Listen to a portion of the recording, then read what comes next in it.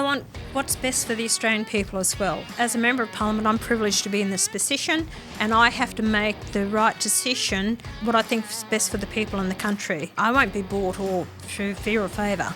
Senator Pauline Hanson, this is nuts. How you doing? I'm great. Thanks, mate. Thank you very much for coming down and sharing an arvo with us. Oh, my pleasure. Actually, it's going to be quite interesting just having a brief chat with you, and it's going to be just lighthearted. Let's have a conversation and see what's going on. It's all a bit of fun. We try not to structure too much down here. But cheers. We got your VBs rocking. So cheers. Thank you, mate. Thank you for coming down. Yeah. You got two firsts. You got the first VB on the channel, and you're the first lady we've had on. So that's something different. Well, another first in my life. There you I'm sure it's right up there too. So I'll take that little win. Have you done many long form sort of podcasts or interviews or anything like that before? Done a few over the years. Yeah. Yes, I have, and very interesting. People like to hear, and they get amazed. Said, we never knew that about you. Yeah. Had no idea. So it sort of opens up an insight into Pauline Hanson instead of all these little short snippets about me over the years or what the media have put out there. People have this perception of me, and I did one earlier this week. Yep.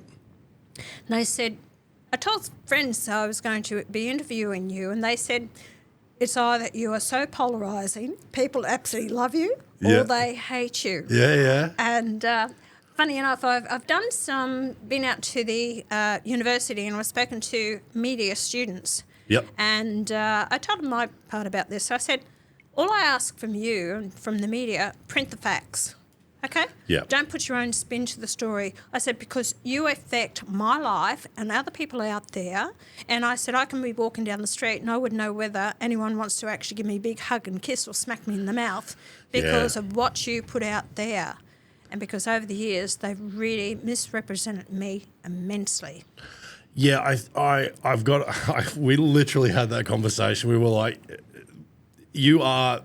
There's nobody. I don't think there's many people in Australia that are like just neutral with you. There's a love-hate relationship, and it's like, and it really seems to be. I didn't think we had as much media manipulation over here as America. I've always kind of thought America was like, but it's like it's crazy, and terrible. When people, if they just take that 30 or 40 or 50 whatever second snippet and it's like cut up and it's not, if they take that and run with it and don't look even one or two levels deeper into a topic, the media's got the ability to really mess with people's opinions on stuff. And I think that's why this type of content is so much better, because it's like you get actual information from the source and it's not highly polished and edited, and you actually get a little bit more information about the person, not a media's, agenda. Some of those, I'll just say that in 1998, when I was standing with the party and candidates right across the country, the word was out, get some dirt on Pauline Hanson, we'll pay you a bonus. This was to the media. Wow. Yeah. It was kill the cow or get the bitch. Really? Yeah. So that came from I won't name them, a big media owner. Yeah. And at the time, and that's what it was, trying to destroy me. Quick Google Media Australia owner. No, that's...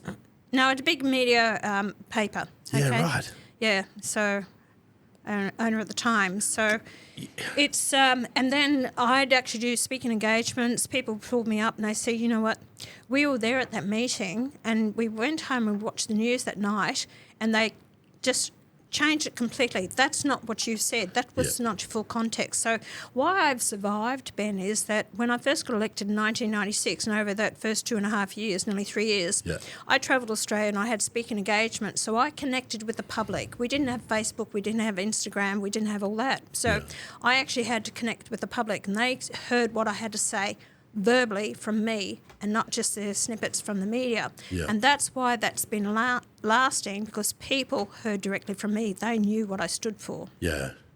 And I mean, there was obviously it's a lot different now too, because they can we just saw it with the campaign in America with Trump stuff. Yep. Like they have just such an ability to manipulate public opinion through media, especially through social media now. But also the media do it because they're getting a lot of their on online with their articles. Yep. So what they have to do is they use it as clickbait Yeah. to get those views, and that's where they get the money from. Yep. So therefore they have to sensationalise it, and what one journalist told a friend of mine said, we don't necessarily print the truth. It's what's going to get people interested as clickbait so that we get our story out there. And yet these are the people that we go to for facts and information. And that's why a lot of the public are terribly confused about it, and they have these opinions about me because I have these biased media and organisations that don't like me. So they're not going to put out what my positivity is with regards to politics or the country because they don't want to give me credibility for anything. Yeah, they're just pushing their narrative. Yes. Look, I mean, I've definitely... There's some things I've heard over the years, and you're definitely not backwards and coming forwards, which is, I think Australia needs more of that. Needs more. We were talking about earlier that we had that conversation the other day about you being like Australia's Trump. You don't mind saying it how it is. Well, don't the people deserve that? Of their member of parliament? I totally agree. It just doesn't happen very often. Why beat around often. the bush and why tell people something that it's not the truth? Why lie to people? Yeah, I don't understand. I've said for years that I thought it would be really cool to have someone come in and just go, like, start going in and speaking how the rest of us kind of speak, like going in there and going, because like from the outside looking in, there's so much fluff. And it's like, what? You can't just go in and go, look, this is what we got to do. And I think the wind turbines was the thing. Like it's ludicrous that the amount of those components of that can't be recycled, that they're not overly efficient, and yet it's like sucking up a heap of money from the government, and it's like it's not even the best option. Like it's like as a layperson sitting back listening to it, you're like, well, then why do it? I don't get it. And yet you'll walk in and just go bang, bang, bang, bang, bang.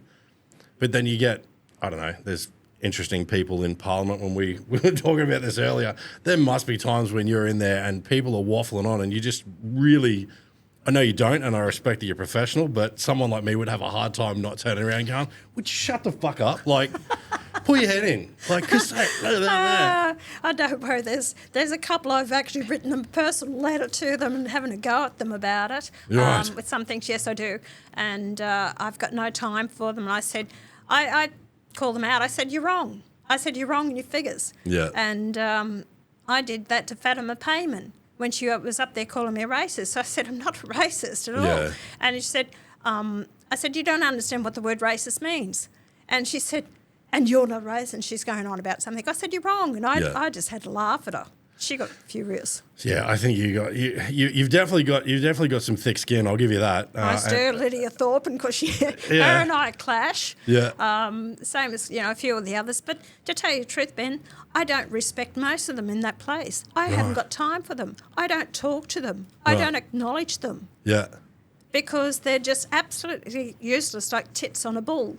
And I'm just thinking, what the hell are you here for? Yeah. You can't be upfront and honest with yourself. You can't be honest with the public. You follow the lines of the party that you're representing all the time. Put up your hand. And yet behind closed doors, they'll agree with me on my policies and what I say.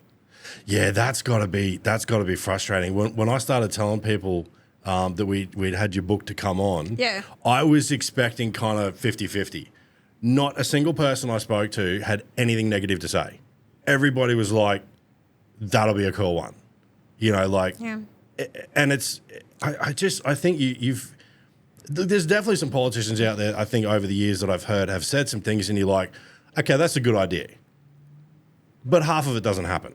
There's it's just this buffoonery and verbal gymnastics that they play, and then it doesn't go anywhere. It's the same old rhetoric. That happens every election.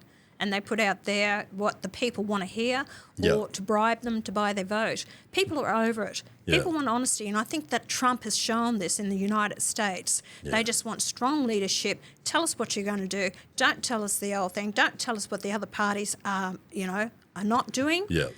What are you going to do? Yeah. And it looks like they're finally, I mean, we've never really been accused of being woke here, but it looks like they're finally sort of starting to push all that rubbish out too, which is good. Thank Christ for that. He's just saying everything that I've been saying for years. I was saying these years ago when I first came to Parliament in 1996. Yeah. You name the whole lot. Even about gender dysphoria, I've tried to change the Sex Act last year. Yep. I put up an amendment to it to define males. Yeah. Okay, they threw it out. They voted against it. The same as gender dysphoria. Yeah. This child mutilation. That's all it is. Yeah, that Kind of does my so head in. there's so many things there. Citizenship, the oath, who we bring into the country, people that are going to assimilate, want to be Australians. So many of these things. Actually, the major political parties have picked up a lot of my policies. Yeah. I think it's, I don't know who his right-hand man was. You might be able to have a bit of a Google, but he said something, and it was a bit rough. He was in a meeting in addressing the reporters and that, and he had something to say. I don't remember exactly what it was about the people complaining about the pregnancy and abortion and stuff like that. And he dropped some bomb that the reporters pulled him up on outside. He's Trump's right-hand man, and he said, and the reporter said to him, "Oh, you've said such and such, calling people fat or whatever he said to these women," and he says, "Yeah." And she's like, "Well, what do you say to people that find that offensive?" And he's like, "Be offended." Like, it's all gone. All that woke pandering, they're just pushing it. They're getting rid of it. And it's like, it's about fucking time. Yeah, it is. The woke stuff in general, I mean, I find that, in part, I say this because I'm not directly involved in having to deal with all of it, but I find it, half of it, bloody comical. Like when they're talking about, what was that thing that we were talking about last time? Someone was talking about putting a cat litter box in a school or some shit. Yeah, there is. Yeah. That blows my mind. Like, Kitty litter trays for one of the kids in the classroom, and the principal can't, or the teacher cannot move it because that's diversity. So therefore, that's their right as a human being to have that there. And it's like as soon as you ask these logical questions, like, okay, if you're a cat, if I shoot you, am I going for animal cruelty or murder? Like, you're a human. You don't need a litter box. Like, that stuff blows my mind. But that you they got to question. pander to it. You got to question the parents that are rearing these kids that end up like this. Yeah. So what the hell is it? Child abuse. So Yeah, let's look at everything that's happening. I mean, letting them go has got to be some sort of form of it, because it's like, the stuff that, if you want to walk around and be a cat and take a dump in a litter box, that's one thing. But the chemically dealing with these kids that, I don't know what the correct terms are, but the boys that think they're a girl think they're a boy, and they're affecting these kids with the drugs and stuff early. Yeah. And it's like, you're not going to give them enough credit to vote or buy alcohol, but you'll let them just, change Make the rest of their decisions. life. That's right. So they're getting these drugs at 12 years of age. Young females at 15 having double mastectomies. We've got these kids on drugs. One parent spoke to me. They said our daughter wanted to be a male, went on these drugs, sex hormone treatments, and by the age of 21, locked in the room for 3 months at a time, would not open the door, was getting hair on the chest, losing the hair on the head, growing a beard and all the rest of it. This was female changing this, absolutely hates themselves, will not come out in public, be seen. She said, I have to leave the food at the door of the bedroom. That's nuts. Yeah, another parent said they've got to pay their child for psychology every month. The cost is $2,000 a month because the child went through this hormone treatment and is actually stuffed. Absolutely, the confusion, what they go through. Oh, there's so many things. It's just absolutely unbelievable. The stories from these parents. They went around and knocked on the doors of all the political parties or the members of Parliament. I said, how'd you go? They said, we've got great support. I put it up on the floor of Parliament to put a stop to it, or just to have a Senate inquiry into it so these people could come forward, tell their stories, and then we could actually deal with it in legislation. Guess what? First vote, 3 in the whole Senate. 3 of us against the whole Senate. So they tell the parents one thing and they vote totally different on the floor of Parliament. And I've put it up now 5 times. The last vote was about 25 to 31. Yeah.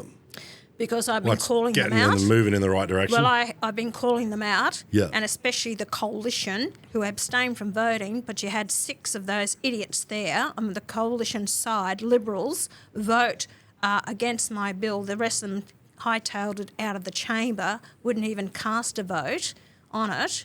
They've changed their opinion in these last few times I put it up, but that's what you're dealing with. And most of these people have got to have kids of their own. Oh, yeah, they have.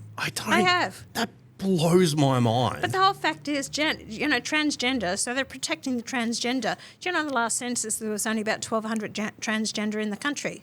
Yeah, right. 2021. So it's not a growing thing whatsoever. Do you know in states you can actually change your birth certificate from, if you're born a male, you can actually declare yourself to be a female on your birth certificate. Parents can actually put down what sex that child is. That's got to all change. That's just, there's no other word for it. That's retarded. That is like a mental illness that these people are allowing to go. We're causing more problems in this country with the total confusion. They're not allowing children to actually go through that puberty, to grow up, to find who they are, let the body change, which is usually up to 25 years of age. Let them go through that experience, change it. If they're over 18, because you've got to allow 18 because that's the age to vote and do, a lot of pluses. But under 18, I'm terribly opposed to it. I don't care. You've got problems, you've got issues. Sorry, wait till 18 that you can make a semi-adult decision on changing body like that. Absolutely. I mean, we're not. I mean, like I know it's males are like 25 before our whole. Yeah, your brain. I think the girls are probably a bit quicker, but that's it's pretty standard across the board. But yeah, like I mean, 18. I get the argument that you hear from it sometimes is the earlier, especially male to female. I say that I just don't. I don't even like saying it that way. Male to transgender. Yeah. The earlier you get it, the less blokey attributes and physicality comes out. I get that, and that makes sense if that 12-year-old had a developed brain, but they don't. Like I was an idiot till I was last week. The Greens will tell you on the floor of Parliament that it's reversible. It's not. No. These puberty blockers and hormone treatment is irreversible. Yeah. So, and then they start taking this, they have to take it for the rest of their lives. Yeah. Yeah, no, look, I had a chat with a mate the other day who was talking about going on the testosterone replacement therapy because he's everything's starting to drop for him a little bit as he's getting older. He's about it might be late 40s, early 50s. Yep. And the doc has been pushing him to do a lot of natural stuff to try and sort of reboot his own testosterone because he's like, once you start this, mate, like you can never be off it because your body will stop producing it. Like you've got to be on that testosterone replacement therapy now for the rest of your life. Because, there might be some bounce back, but he's like... I'd go to, advise him, go to a hormone doctor. Yeah. Okay, so you can take it without those harsh drugs, but you can get testosterone in these natural hormone replacement. Yeah. So. Well, yeah, I mean, I know he's sort of looking into his different options because he was like, I don't want to be dealing with that for forever. No, it's there's no way. I mean, if the drugs that they're giving him is stopping some of the male attributes like the broader shoulders, maybe height and all that sort of stuff from developing, that you're not just going to stop taking that when you're 25 and shoot up 3 inches and grow some shoulders. Like, that's never going to come back. No. That's nuts. I don't know. I don't get that. What's That got dark quick. But you know, it's interesting, and it's an interesting topic, and I think it needs to be brought, you know, to the surface a lot more, because I can tell you now, I would be gladly having a government funded holiday if any teacher was pushing my kids to do any of that shit. And it seems like there's these conversations happening in classrooms. Admittedly, you only hear about this on the socials, so it could be a bit of spruiking and clickbait stuff, but that conversation would not go well if I ever found my son come home and went... Well, they denied having an inquiry into it to see, because in England they shut down Tavistock. And, you know, 1,000 patients there, they see that compensation is being paid to these ones that went through it, and one person's really spoke out about it. So they're seeing the problems that are happening around the world with these places. What I was told in America, they only had a few clinics. Now there's over 300 clinics there. It's about a $200 billion industry. Look where the money goes. If you're going to have a full, you know, this operation, it's around about 150,000 plus. So follow the money trail with all this goes. You drugs, pharmaceutical companies, all the drugs, everything like this. This is... It all just comes down to money. I mean, like, don't get me wrong. You know, if someone writes me a check for $100 million, I'll probably tell you I'm the fucking purple pink tooth fairy or whatever. But when it's going to hurt kids, that's just wrong. You know, that's I don't know. What was it that got you? Because people may know your story as, you know, the fish and chip shop lady from back in the day. What happened that made you go, got enough of this shit? I got to get involved. All right. I lived in Ipswich at the time, and I was running my shop, and I had a friend who knew the mayor of Ipswich. Well, Ipswich was a Labor council. There was only one independent on it at the time. The whole lot was Labor. So anyway, and the mayor was independent, and the Labor council threw the mayor out. Right. And elected by the people, and they threw him out, wouldn't allow him into this office, into the council whatsoever. And I said, that's not fair. That's not democratic. The people voted for him. It's the only people who could throw him out. So anyway, I got involved, and I was asked to, you know, to stand in the next election on his team. But it turned out that I stood as a total independent from his team. So I got elected to the Ipswich City Council. Politics was not on my agenda. Had no intentions of doing politics. I was at that time about 40. Okay. And so anyway, I found great satisfaction. And of course, in the council there, I was, it was quite interesting. I had all my customers coming into my shop, and they were telling me, because some of them worked for the council, and they were telling me what the hell was happening. Ask questions about the water truck. What are you talking about? Oh, they take the water truck out on the weekend, tap into the mains, fill it up with water, and go and sell the water to the farmers because it was drought. So anyway, I ended up getting a meter system designed and put out so it couldn't be done anymore. Go and ask them what happens to the tyres of the trucks. Well, the tyres were taken off, on-sold, and replaced with new tyres. And, of course, this was a scam that was going on. Of course, that was stopped inquiring. So there was the managers would actually say, you come into the meeting. I said, well, I wasn't going to. Do you want me there? And they'd sort of give me a sideways glance. And I said, I'll be there. Yeah. And, of course, they knew that I would speak up and ask questions. And I said to the mayor, he didn't want to charge his company, which were already there, for roadworks and headworks because they were expanding. Yeah. And the manager had pre-warned me. Well, they didn't. They said, come into the meeting. And I said to the mayor and to the councillors, I said, what did they pay the first time around? They said nothing. And I said, Mayor, you can do your deals with whoever you want to and your election promises. As far as I'm concerned, they didn't pay the first time. They're going to pay this time. I said, I want $15,000 out of them towards headworks. Yeah, and got it. That's like, stealing water, selling tyres. That's like, mafia shit from, back in the 60s or whatever. Yeah, really? And just getting little things done for the constituents. You'd have, because I got on well with the council workers, and you just talk to them there, and they were doing a footpath, and the owner would come out and say, do you think that I can just do my driveway and just fix this up? Leave it with me. Yeah. And the guys would say, no problem, Pauline, we'll fix it up. Yeah. Or putting in some street lights or, different things. So getting these things done, which was your job, you know what I mean? Yeah. They wanted to put in a roundabout at a school. Okay, I said, we've got to have a roundabout here. Anyway, went out there with the engineers and they come back and they said, it's going to be $250,000, 1994. For a roundabout? Yep. I'm in the wrong business. I said, no, it's not. I said, we're not paying that.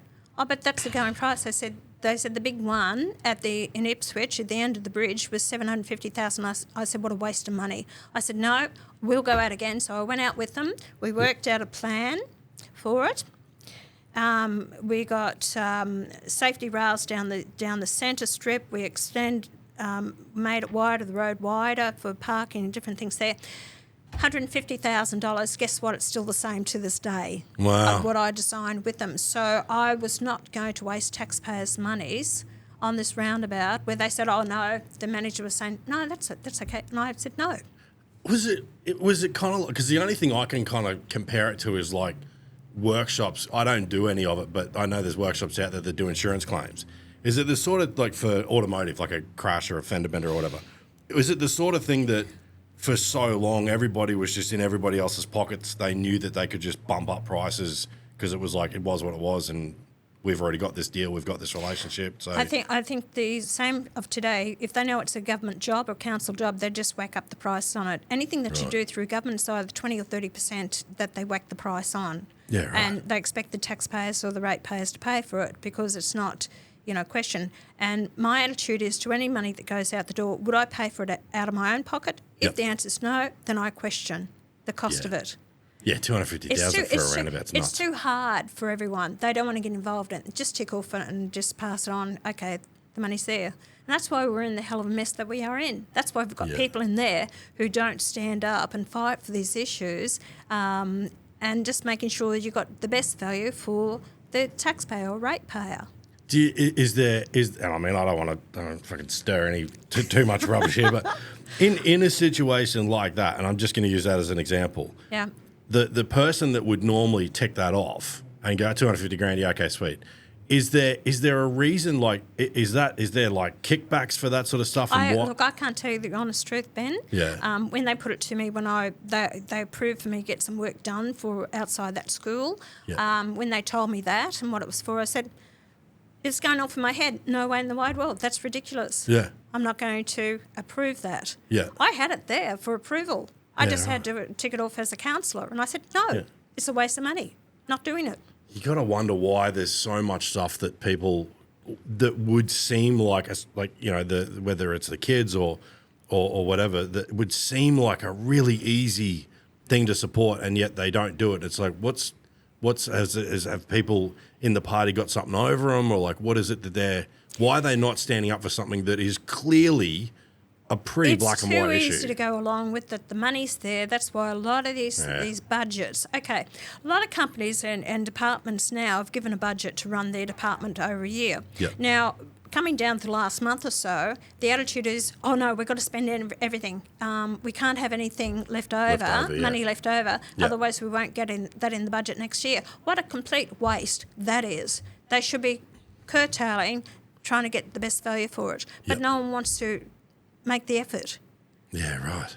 So that's why it's very important for your members of parliament that are there to represent the public to the best of their ability and question everything. Yeah. And it's too many yes people in there. They haven't got the guts or intestinal fortitude or the bloody brains to actually question anything. That's a problem, is it? Yeah. They're all yes people. Do you know, I went to my first Liberal Party member meeting. From council, I then realised, hey, I'm going to stand for the seat of Oxley. Anyway, I joined up with the Liberal Party. Never went to a political party before in my life. So I went in the August of 1995 and I said, I want to be the member for Oxley, the candidate for Oxley. And they said, well, who are you? So anyway. Yeah. So I put my name down. I joined the Liberal Party. That was August 1995. After a pre-selection against two other candidates, I finally pushed myself, Christ's sake, give me the go-ahead, the nod, because the election can be called by Keating at any time, and at least I want some time to put into this. Yeah. So finally I got it in the November. Yeah. And so at the first Liberal Party candidates meeting that we had for that election, John Moore, the shadow minister for under Howard government, the opposition, he said not to me, this other candidate asked a question, and he said, "Sit down, shut up, you know nothing, we know everything." And I'm there, what? That's not what I thought. Do you know when I told my father, I was endorsed in November, I wrote a letter to the newspaper in January of 1996. Yeah. And I questioned about the Aboriginal funding, or it was Robert Tickner under the Keating government come out and said, because of deaths in custody, we shouldn't lock up any Aboriginals. So me, in all my wisdom, wrote this letter to the paper, and I said, well, let's treat everyone equally. Don't lock up anyone. What sort of society would we be living in? Yeah. And I said all the politicians in their wisdom wouldn't have a clue what the hell's going on. So this letter. So the Liberal Party came out and told me that I had to apologise. And I said, I'm not apologising to anyone. I mean what I said. And so anyway, the paper came out and said, the Liberal Party's apologised on your behalf, the criminal. I said, that's not me. And then some Aboriginals were threatening to protest outside my shop against my staff, my family, and I come home and got on the phone to the newspaper. Actually, you can put in a newspaper, no one threatens me, my family, my staff, my business. Actually, I've got more to say about the inequality in the whole system. Well, that was it. It went down like a lead balloon. I was already endorsed to be on the ballot paper, so it came from John Howard, that I had to go. So I was disendorsed 14 days. It was Valentine's Day of 1996. So I was disendorsed from the Liberal Party to be their candidate. Right. But the public got behind me, and I had 42 polling booths. There was only myself and my campaign manager. Yeah. Anyway, they called me down there and they said, she's gone too far this time. We want her resignation. I said, well, that's a big decision to make. I said, I want to think about it. And they said, you better take her outside. Tell her she hasn't got time to think about it because it's hitting the newspapers the next morning. Yeah. And this is all because you said everybody should be treated equally. Yeah. So anyway, that's when Howard was panicking. He didn't want to be called racist or have racist candidates. Yeah. So anyway, I stood as an independent. Do you know that I got those polling booths manned by people who had no idea, 42 polling booths manned by people come out of the woodwork to help me from interstate, and I actually won that seat with the biggest swing in the nation of 22% swing. Wow. Yeah, because I stood my ground and the public support that I got on this issue. Yeah. And the day after my election, my win, the Australian rang me and I spoke to them and I disclosed to them, I said, no, I want equality for all Australians, regardless of whether you're Greek, Italian or, any other race. I said, so anyway, I spoke to them about it. They put it in the newspaper headlines, the Australian. No, it was on the Monday's newspaper. And the Australian headlines was, Hanson will not represent the Aboriginal people. So I was taken before the Human Rights and Equal Opportunity. Yeah. I didn't represent my case. I said, it's a toothless tiger. I said, I'm not wasting my bloody time. So I didn't went to them. So then after that, it went through about for 18 months. So Ronald Wilson, left wing, he's dead now. He actually got the original tape of that conversation from the Australian, and he found in my finding that I never said anything racist and that was not my comment, and therefore I was found not guilty. Yeah, that seems to be a thing lately. People are like, this is something, if they twist up something in the media, the person that they're talking about will go, hang on a minute, this is the letter that I sent them, and they'll upload it, or this is the audio from the, because I think didn't they do that with Trumpy about something to do with Nazis or someone on the White House lawn? It was something. No, the Russians or something like that. They took a snippet and it made it sound like he was going, "Oh yeah, they're all great people." Yeah. And it's like when you actually hear the whole thing, you're like, "That's not what he said at all." Yeah, but they do that to me all the time, Ben, over the years, and that's why these people who remember that time. and the media coverage as well, they all think that I'm a racist. Yeah. But I've only a call for equality for all Australians. Yeah. You know, we were born here. I was, my kids, my family, everyone else. And Yeah. even I acknowledge those people have come here from another country, made Australia their home. Yeah. They have every right to this country, everything it has to offer. Totally agree. Why the hell are we treating people totally different on a race? And some of them are whiter than what I am, if that's possible. You know? I know. And have friggin' red hair as well. Yeah. And they're claiming Aboriginality. It's a bloody joke. Look, the percentage of what somebody is, I think, is that's a contentious one. It's no, there's no percentage. Three things. You actually are an Aboriginal. Yeah. You can self-identify as an Aboriginal. Yeah. Or elders will accept you into community. So all these Right. people can tick a box. Yeah, So right. in 1921, there was approximately about 820,000 people identified as Aboriginals in this census. Yep. Right? An increase from the last one 5 years earlier of over 25%, where the increase in the population of Australia was only 8%. But we had this big increase of people identifying as Aboriginals in the country. Maybe they're just having a lot of sex and like multiplying. You know, I don't know. Yeah, Is that the thing? right. Can that happen? All the benefits. Let's just tick the box. Look, Anyway, yeah. I want equality, regardless of race, colour, creed, what you are. Yeah. You should be looked after on an individual needs basis. Race has got nothing to do with it. I agree. I've said for years, I don't care where you're from, what you look like. If you're not a prick, then we'll be all good. You know, it's like, I think I went through school and we had mates that were, Craigsley was, you know, there was a lot of Islanders there in my grade, and like, it's like people sit there and they say like, oh, I don't see colour. Of course you fucking see colour, but because you can see it, it's, you know, you can see that somebody is from a different heritage or whatever. But it's like, who cares? You know, if somebody's a decent person and they're willing to bloody have a crack and get off their ass and not be a sponge, because there's plenty of white people sitting around on the dole. Correct. You know, like exactly if you're not a prick, I don't care where you're from. You know, and if you want to call Australia, I mean, we can't have a country this cool and not expect people to want to come. But Ben, when you're looking at about $38 billion that's paid into 3% of the population to this Aboriginal industry that I've called it, and no accountability, no audits done, refuse to do audits, shouldn't there be accountability? Why should people get it purely based on race only? When you've got two children sitting in classrooms side by side, one's Aboriginal, one's not.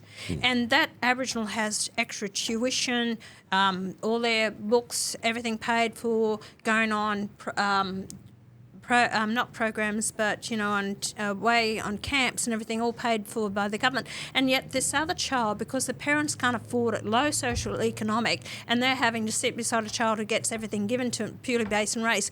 Is that a good thing for our kids? Because I don't think so. On a face value to that, no.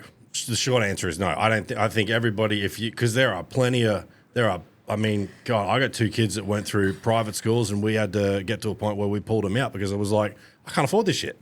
Yeah. You know, and it's like, so there is a part of it where you're like, there is plenty of families out there that aren't getting those benefits that need it. I think I agree with what you said before. I think that if there's government support, it should be on an individual basis, not based on where you're from. Yeah. You know, not where you're from because we're all Australian, but like not based on your race or heritage or whatever like that. If there's kids in class that need help and they can't go, then they should get the help. Doesn't matter where they're from. Yeah. You know, I agree. So right, so you got thrown in the deep end. So you've had a rough ride from the very beginning. Well, what happened was, I don't know if you know this, I was the first independent member for the House of Representatives, woman. Okay? Right. First independent female in the House of Reps. Right. And then after I was in there for a year, I was elected in March 1996. I launched my party, One Nation, in April 1997, which still is going to this day. Yep. And then I lost my seat in 1998, in the election of 1998. So that's when they all preference against me. They changed the preference system and made it full preferential voting. And that's when they had to get rid of me and the major political parties. I was a threat to them. We were getting a lot of support because in the Queensland election of 1998, we won 11 seats in Queensland. Yep. And that's when they went after me. And also Peter Beattie Those 11 members of parliament walked away from me because Peter Beattie deregistered the party in 1998. Right. Yeah. So he deregistered the party in 1998, and so then I had to get the party re-registered again, but all the members of parliament went and formed their own political party and walked away from me. Right. About 3. So it's been a hell of a coaster ride for me. So I got the party re-registered again, stood the next election, and we won 3 seats again in Queensland, the second time round with One Nation. And that's when Tony Abbott also went after me, because through that election, 1998 election, I was not only the registered officer but also the party agent. So when you put in returns for a political party, you must have a party agent. They act on behalf of the party to collect money from the Electoral Commission. Because of our election and we got the number of vote, the party was entitled to $502,000. And that's to run the... which was paid back to us in votes. It happens to this day. Yep. Okay, so that money then, although I was the party agent, the money went into a legal trust fund, which was then paid the bills and paid back candidates a percentage of their costs for running that election. Yep. So I didn't get 1 cent of it. So when Tony Abbott went after me, he went up after me on the basis that the political party was wrongly registered. Because when I registered the party in Queensland, you have to have 500 members of a political party. So they claimed that they weren't 500 members of the political party, but 500 members of Pauline Hanson's support movement. Right, so verbal gymnastics, but right. Correct. Yep. So anyway, that went through the trial of 6 weeks. But before my trial, I had to pay back that $502,000 to the Electoral Commission, because the first charge was registering the political party with not 500 members of a political party.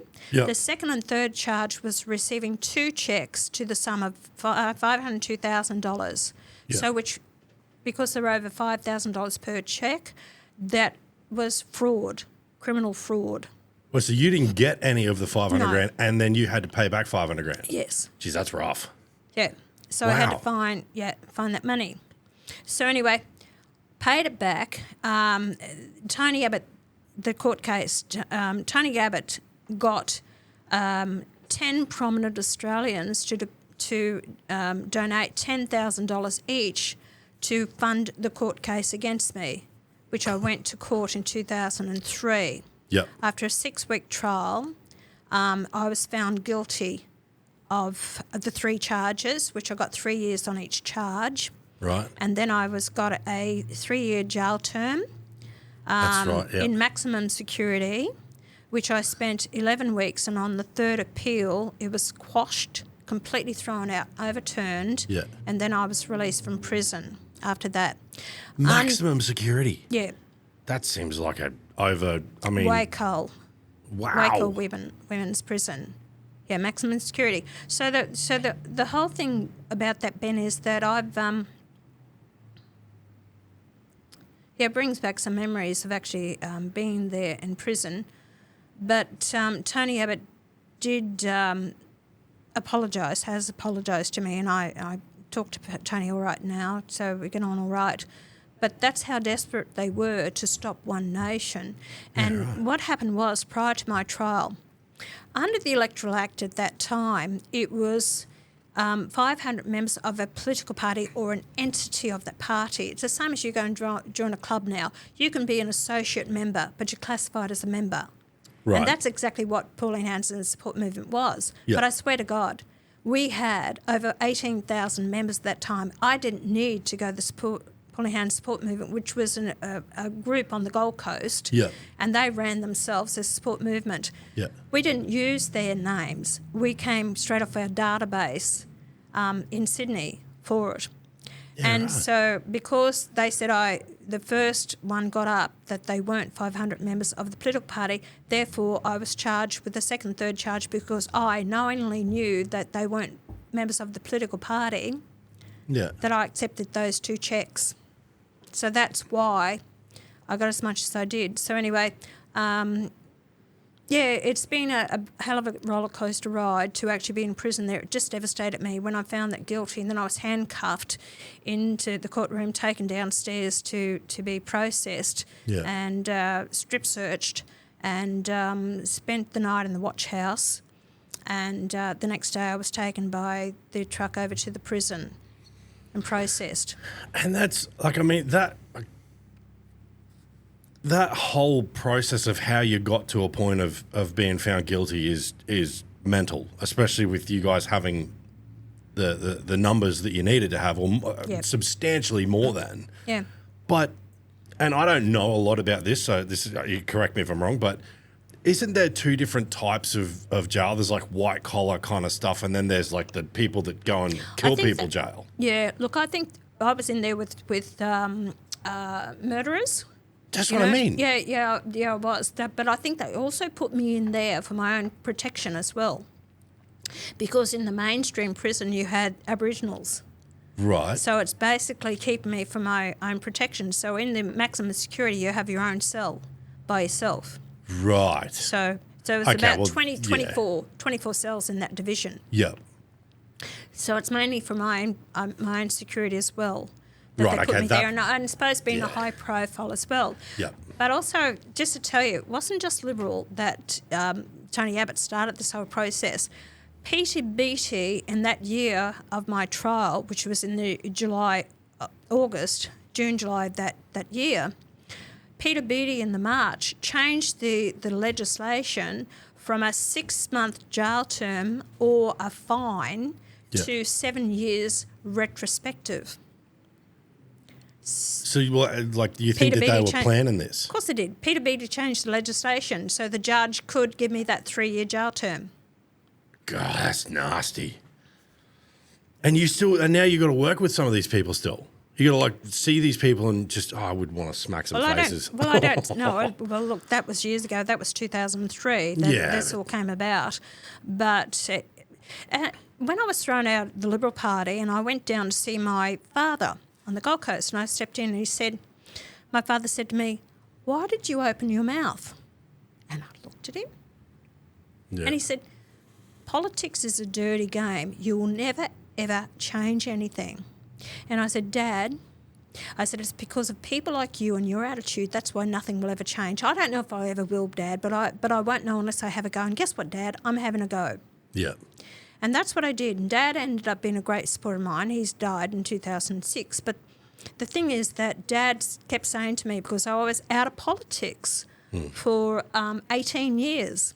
Right. I was out from 1998 to 2016 when I got re-elected for the Senate. Yeah, right. Yeah, I didn't realise it was that long. Yeah. Yeah, okay. And I was out of my political party as president of it for 13 years. So I walked away from it in 2002 actually, and I never came back in because I was asked to come back to the party to lead it in the very end of November 2014. Yep. It was defunct. So I've had to rebuild the whole party again and to where we are today. There was nothing there. Wow. Few unpaid membership.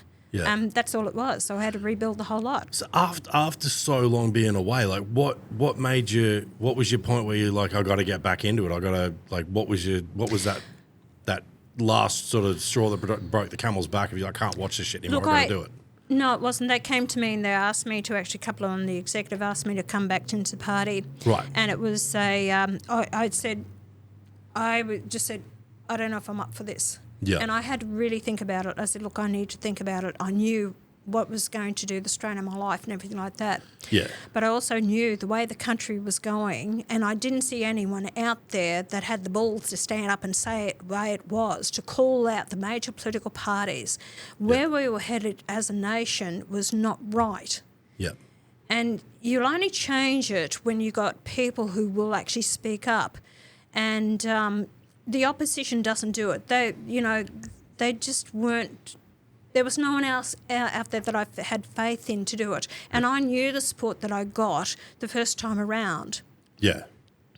And so I thought, no, eventually after thinking about it for about a month or so, that's when I decided, no, I will give it a go. Yeah. And I had to go in and restructure the whole lot and put the right people around me to actually then drive it forward. And we did in 2016. That's when we won 4 senators across this country. So you get back into it. You got a couple of years worth of breathing room, and then we get hit with COVID. Yeah. So that's like, welcome back. Oh, You got to deal with all that. COVID was huge. And, of course, a lot of things too, because I spoke to nurses, I spoke to doctors, and it didn't make sense to me that you're putting a jab or this so-called vaccine into your body that wasn't tested. No. And that's why I spoke about it. And I said on interviews, I said, I told the public, do not put that shit into your body. We had a rough one down here because none of us in 2020, right the way through till the end of 2022, I had guys working here, and like since then I've been just doing it on my own because it's like, I don't know, when I do it now things don't come back, so it's like, it's a lot simpler. But when we had guys down here, a few of them jumped straight on the bandwagon and went and got the jab. I held off and held off, and I was like, not interested. We got denied entry to Eaton's Hill, all sorts of stuff. And someone sat me down one day and was like, Benny, if your kids go to hospital and you don't have this jab, they won't let you in. And I went, fuck. Yeah, right, okay, fine. I'm not going to argue with that. And that to me, because it was just getting progressively worse, I was like, I don't get sick. I still now. I really don't get sick. And I was like, this doesn't really. And something come up. Do you remember there was a video popped up and someone opened like the American Medical Journal or whatever, and they scrolled the camera down and it said COVID, common cold. Right? It was something like that. I was like, I was not interested in it until someone said to me, if your kids get sick and they're in hospital, they will not let you in. Oh, then go and get your jab then. And that was only if it was to happen, which is. That's right, but that freaked me out. So I went and got it done, and I was like, all right, fine, cool, I got it done. But it's like ever since even doing it, I was like before it, during it, after it, I'm like, this is bullshit, And I've been a pretty. Did you end up getting stabbed? Yeah, it was I like. didn't. No, I wish I'd held off. I refuse to. Do you know there's been over 144,000, probably up to over that now, that was a couple of years ago, 144,000 reported adverse side effects from having that jab through the TGA. That's apart from all these other ones done. A cardiac surgeon said that if you actually have that jab, you have compromised your heart 100%. Wow. That's why a lot of these, especially affects males with myocarditis and pericarditis. I get pulled up by people all the time when I'm out shopping. I'm sorry I got that jab. I have got health issues now that I never had before. Yeah. You're hearing of women that are miscarrying. You've got people with even their... with males, they're saying that even their reproductive systems aren't the same. Yep. You've got so many health issues that are happening, and you've got more cancers now and unknown cancers that we've ever had, and that's from another. That's what my doctor said. He went to a medical conference there, and he said it's all coming out from these doctors saying we're seeing so much of an increase in cancers, plus also cancers that we've never seen before, aggressive cancers. Do you think that's ever going to be, people are ever going to sort of be able to prove that that's what it's from? Because there would be some lawsuits, I would think. Look, the government indemnified these pharmaceutical companies, but it's coming out in some of the evidence now. Pfizer have said, there is issues there that is happening with it. Now, we're trying to, One Nation, we are the only party that is actually trying to hold a Royal Commission into the COVID to investigate what has been happening, how the people were treated, and make sure it never happens again. These politicians and these health bureaucrats need to be held to account. People's rights were stripped from us. Do you know that this is what I fought and I try to tell people. Under Section 5123A of the Australian Constitution, it states that they cannot hold you for medical conscription. That's why Morrison never forced you to have it. He couldn't under the Constitution. That's why Morrison handed the power to the states. The states implemented by saying you can't cross the border unless you've got it. You can't go to these places unless you've got it. Then businesses started to do it. Yeah. The federal government couldn't impose that. That's what I tried to tell the people. Yeah, we were a bit against it down here. We never had a day off. We never wore masks at work or any of that stuff. None of us. I tested positive for it at one point, and at the time I was still smoking. And I got the worst you could call it would be like a head cold. Yeah. You know, it was like, and you know, I mean, I was pretty heavy then too. I keep a photo of me up there from when I was with the B105 guys. I was 140 kilos. Wow. And I'm like, I think I'm about 115 now. So I was a big boy. And I was still smoking, still drinking way too much. I've curbed all that now. But when I got it, that's the worst I got was a head cold. That's the worst you could call what I got was a head cold. Yeah. So it's a shame with people, but I think people should be told the truth. We have a right to know. It wasn't a pandemic. That was fear mongering that went on. You know, they took ivermectin off the prescription, which does help people with COVID. Yep. Other countries used it. The doctors couldn't prescribe it. It hasn't killed one person in the world with ivermectin. So there's reason behind it. These pharmaceutical companies made billions out of it. And we were led by WHO and these other internationalists. They were telling us how we should react now. It was orchestrated internationally. I think ivermectin, I'm pretty sure that's the stuff that Rogan was using, and one of the big news companies over there said it was bloody horse medication or something. Yeah, it is still horse medication, but you don't take it to that, you know... that level. Yeah, but... No, you don't. But it was being... it can be prescribed by a doctor. Yeah. But they stopped doctors prescribing it. Why? Yeah, right. It's money. It's all money. Follow the money trail. Keeping the rich rich. Keeping the rich rich. But health issues, so all these people, there's health issues now. Yeah. Pharmaceutical companies are making the money out of it, aren't they? More medicines are being prescribed these days than what we have ever seen in the past. Well, they made money on the vaccine, and now they'll make money trying to service the issues that the vaccine caused. Yes. You got it. Never-ending circle. Yeah. That's crazy. What's I love your cartoon series. Where did that come from? Not me, James Ashby. Right. Okay. James is my chief of staff. We've worked together for 10 years now. Yep. And he came to me with an idea one day, and I said, yeah, I love it. So anyway, he was the driving factor. He's the brains behind all this. Yes. And occasionally I get to look in and have my say what, what I'd like to see one of the cartoons as, but I do my own voiceovers. Yep. The one fellow that does it, he's the company that does it, Stepmates. He does all the voices, except a couple of the females, the female voices. He does Penny Wong, so anyway. Right. But he does her voice, but he does every voice in those cartoon series, yeah. They're a lot of fun. Well, James, we basically did it to target the 18 to 35-year-olds that are basically politically brain dead, okay? So give them an interest to see what was going on in the political world. And it's been just taken up by so many people. Yep. And I tell you that the one, Gina Reinhardt, she did her own voiceover in Minecraft, that one. Yep. And that hit over 1 million views within a matter of days. Yeah. And the Bluey one with Steve Irwin, his son, Robert Irwin. Robert, yeah. Bobby. That got over 5 million views, and that went international. Yeah. So anyway, it's quite funny the way it's gone, but people love them. Pull me up all the time, love it. Yeah, I think it's like a bit of fun that has a sort of message in it that you kind of like, you don't know that you're hearing. Yeah. It's just, it's a bit of fun. I love it. I think it's really cool. Anyway, we're doing a movie. Are you really? Yeah. So working on a movie. As in like that whole cartoon style, or you're doing a movie? Yeah. Yeah, right. Yeah. We'll have it out before Bluey's. Right, okay. So anyway, yes. There's a lot of good stuff coming out of Australian cinema at the moment. I saw on like Guy Sebastian's in some movie now too. He's I think he's a vocal coach in a movie. It seems a bit Bollywood, but whatever. But there's a heap of cool stuff coming out of Australia. We were talking to Travis Fimmel's handler. He was Ragnar in Vikings, and Trav,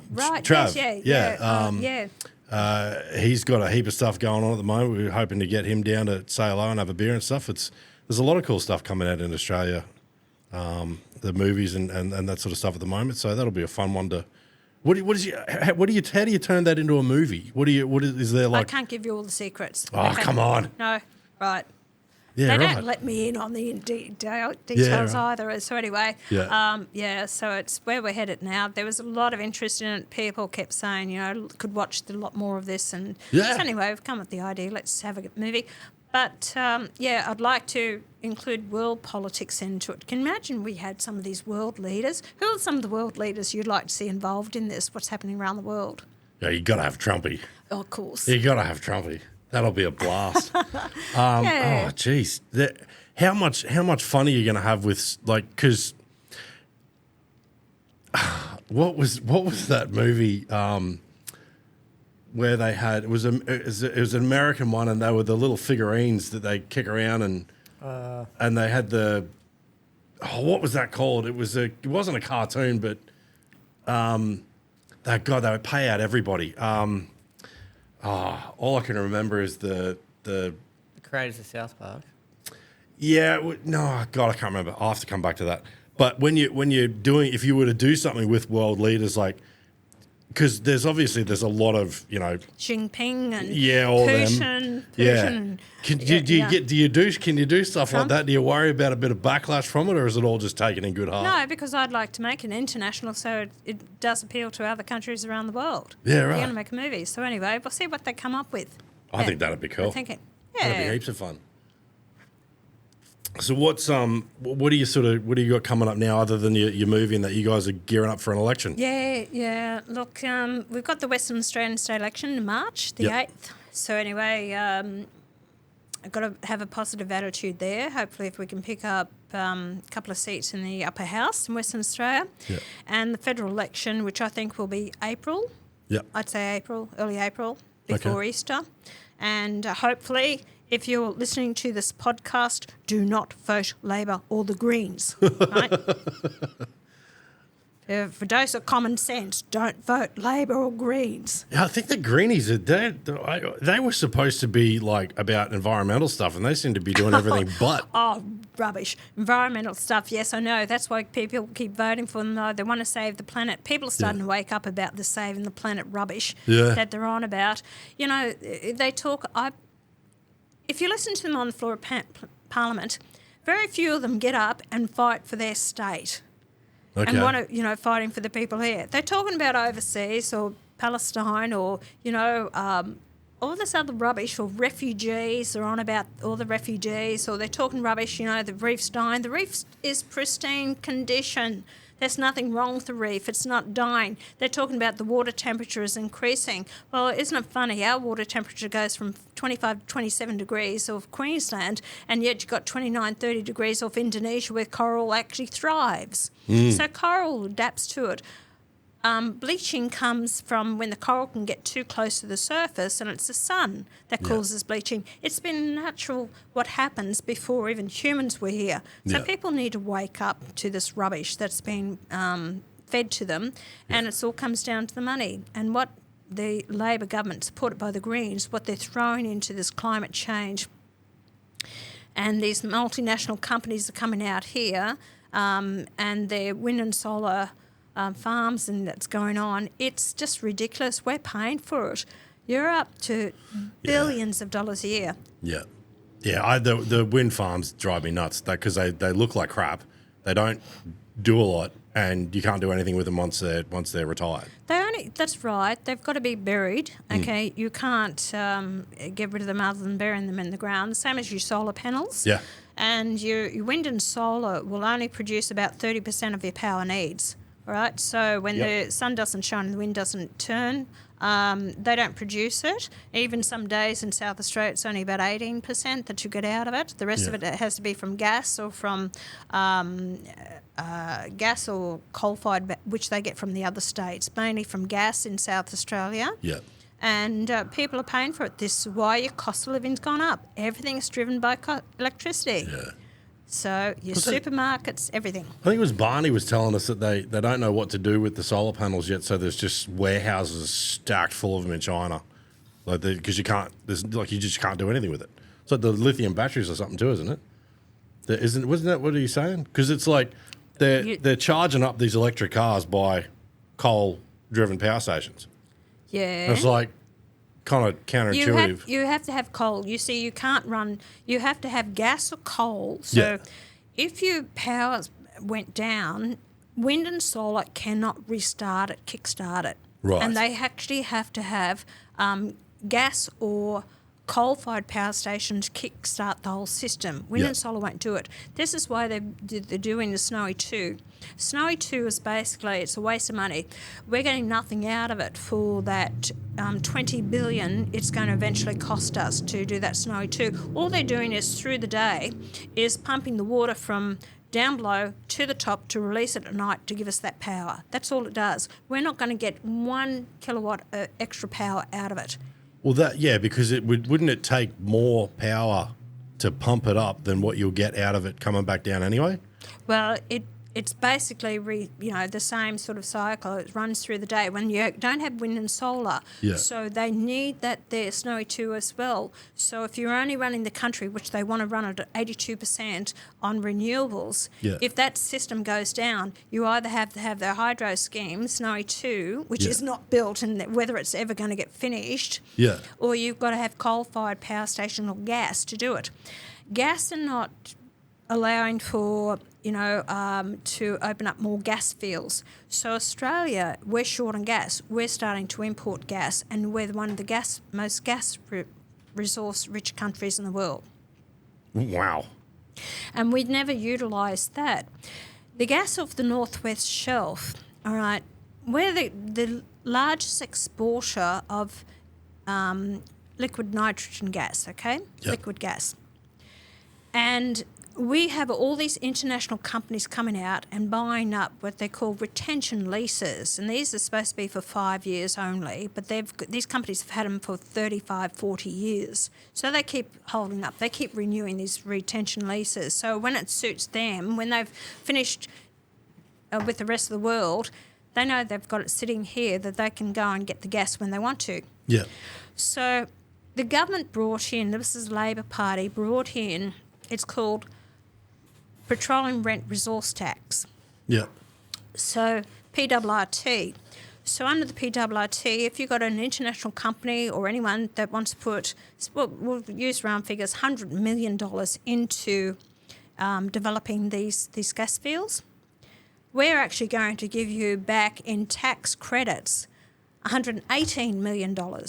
So they're going to give it an 18% uplift factor, and even sometimes it went up to, with CPI, up to 132%. Yeah, right. As tax credits, okay? Yeah. So what happened with that? That compounds. That grows every year. Yeah. So these main companies, Chevron, ExxonMobil and Shell, have accumulated nearly $400 billion in tax credits.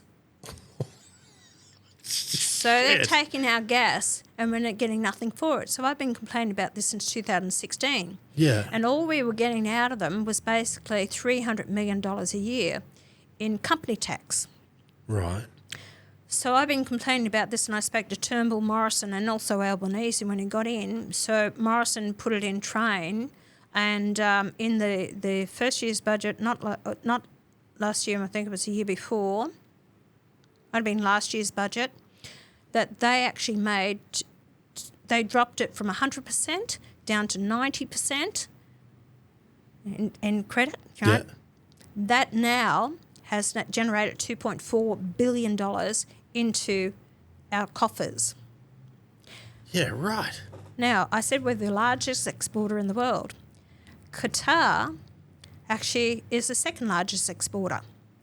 They make $26 billion a year. That was a couple of years ago out of their gas. So we're getting 300 odd million, and they're Well, getting it's something. up to 2.4 billion now. Right. But in a year, we were making nothing, Yeah. and they were making $26 billion. This is what our politicians have done to us. They've sold off our resources purely for the fact is, oh, well, we're getting work, we're getting employment out of them. But we're not. We're selling our resources to international. So Japan buys our gas, takes it back there and sells it to other countries for more than what We make out of it. Yeah. G'day, legends. To help support the brands and support us, get onto our website and check out who we've chosen to partner with. For everything custom 4x4 and accessories, visit wildsidegarage.com. While you're there, don't forget to check the links for the discount section, where you can get 10% off brands like Carbon Off-Road, MAXTRAX, and In-House Fabrication. Remember to like and subscribe to help us grow the channel and bring you even more from Wildside.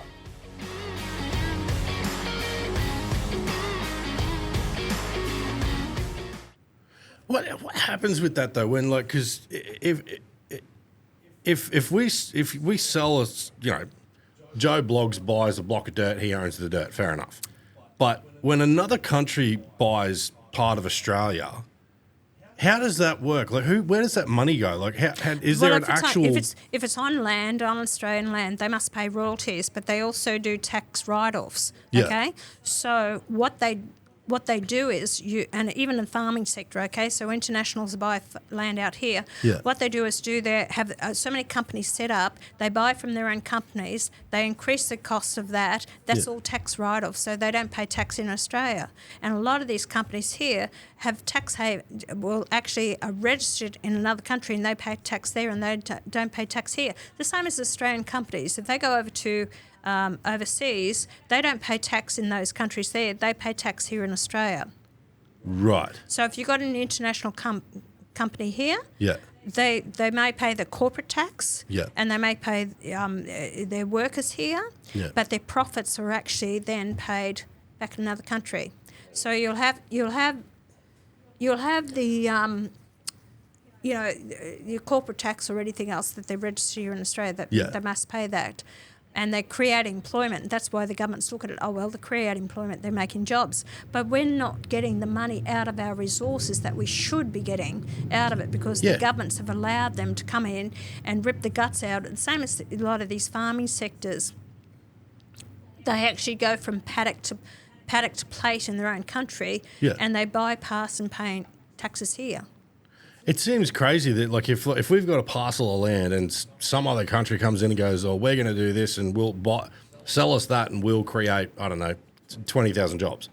Why doesn't our country just go, that's a fucking great idea, we'll do that and you can piss off and we'll create the jobs? I agree with you. I agree. We should not be allowing foreign ownership of our land and our housing. And that's what I've been saying that for a long time. And they still allow it because, you see, foreign investment in Australia, which is buying up the property, of course, everything comes down to supply and demand, doesn't it? For sure. So where you could possibly buy a house for $500,000, you've got foreign investors coming in here, it drives up the price. So that house at $500,000 would become $700,000 because you've got more people bidding on it. Yeah. So it drives up the price. But also the state governments, and the governments don't want to change it because they're getting stamp duty out of it. The higher the price of the property, state because stamp duty is a percentage. Correct. That blows my oh my God, stamp duty does my head in. Well, you might be able to explain this to me because we had the finance guys down and they couldn't do it.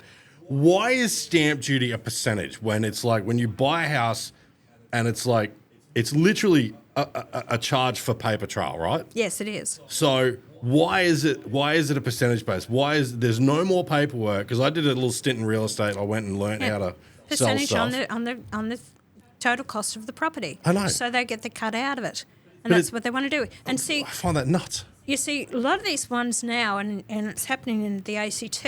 So governments rely on that income coming into their coffers from stamp duty. Yeah. So what they're looking at now, they think people aren't turning over their houses as much because the houses are getting quite expensive. You're getting $700,000, $1 million houses. So what they're getting out of stamp duty is huge. So a lot of people now are looking at renovating or instead of turning over. So state governments aren't getting the revenue as they used to out of stamp duty. Yeah. So what they're doing away with now is bringing in a land tax right across the board. So they're not getting stamp duty, but they're going to get a tax out of you every year.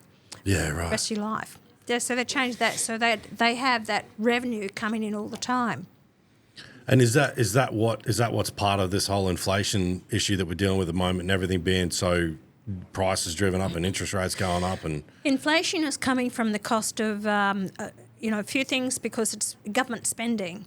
Yeah. So government spending on areas where if we can cut that government spending, it's too much waste. It should be cut back in the government spending. Yeah. And it's driving it up. And, of course, your cost of housing is rising all the time. People are actually, with the high immigration that we've got coming into the country, that's all part and parcel of raising the inflation, high cost of living. So supply and demand for everything. Is that what messes with all the interest rates and stuff as well, or is that a whole different thing? Because the RBA are looking at it because they've got to actually try and drive it down. They need to, stop this spending that's going on. Yeah. And governments have to pull their head in and stop this waste of money that's going on all the time. Yeah. We actually pay around about $30 billion a year in interest alone, federal government interest.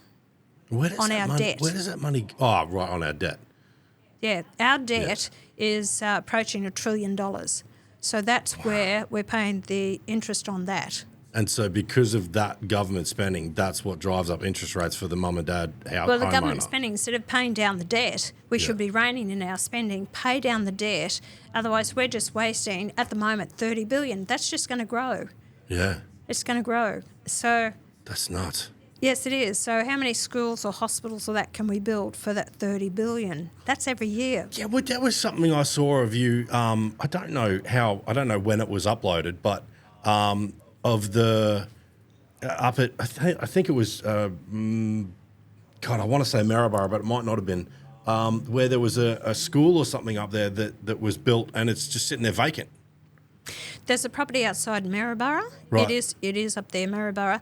They built this, so this TAFE college has never been utilised whatsoever. Anyway, it's been broken into, boarded up and all the rest of it, and that was a property, so they're talking about the earning just over the Aboriginals. The member didn't do anything about it, sitting there for about 5 years, yes. Disgraceful, absolutely disgraceful.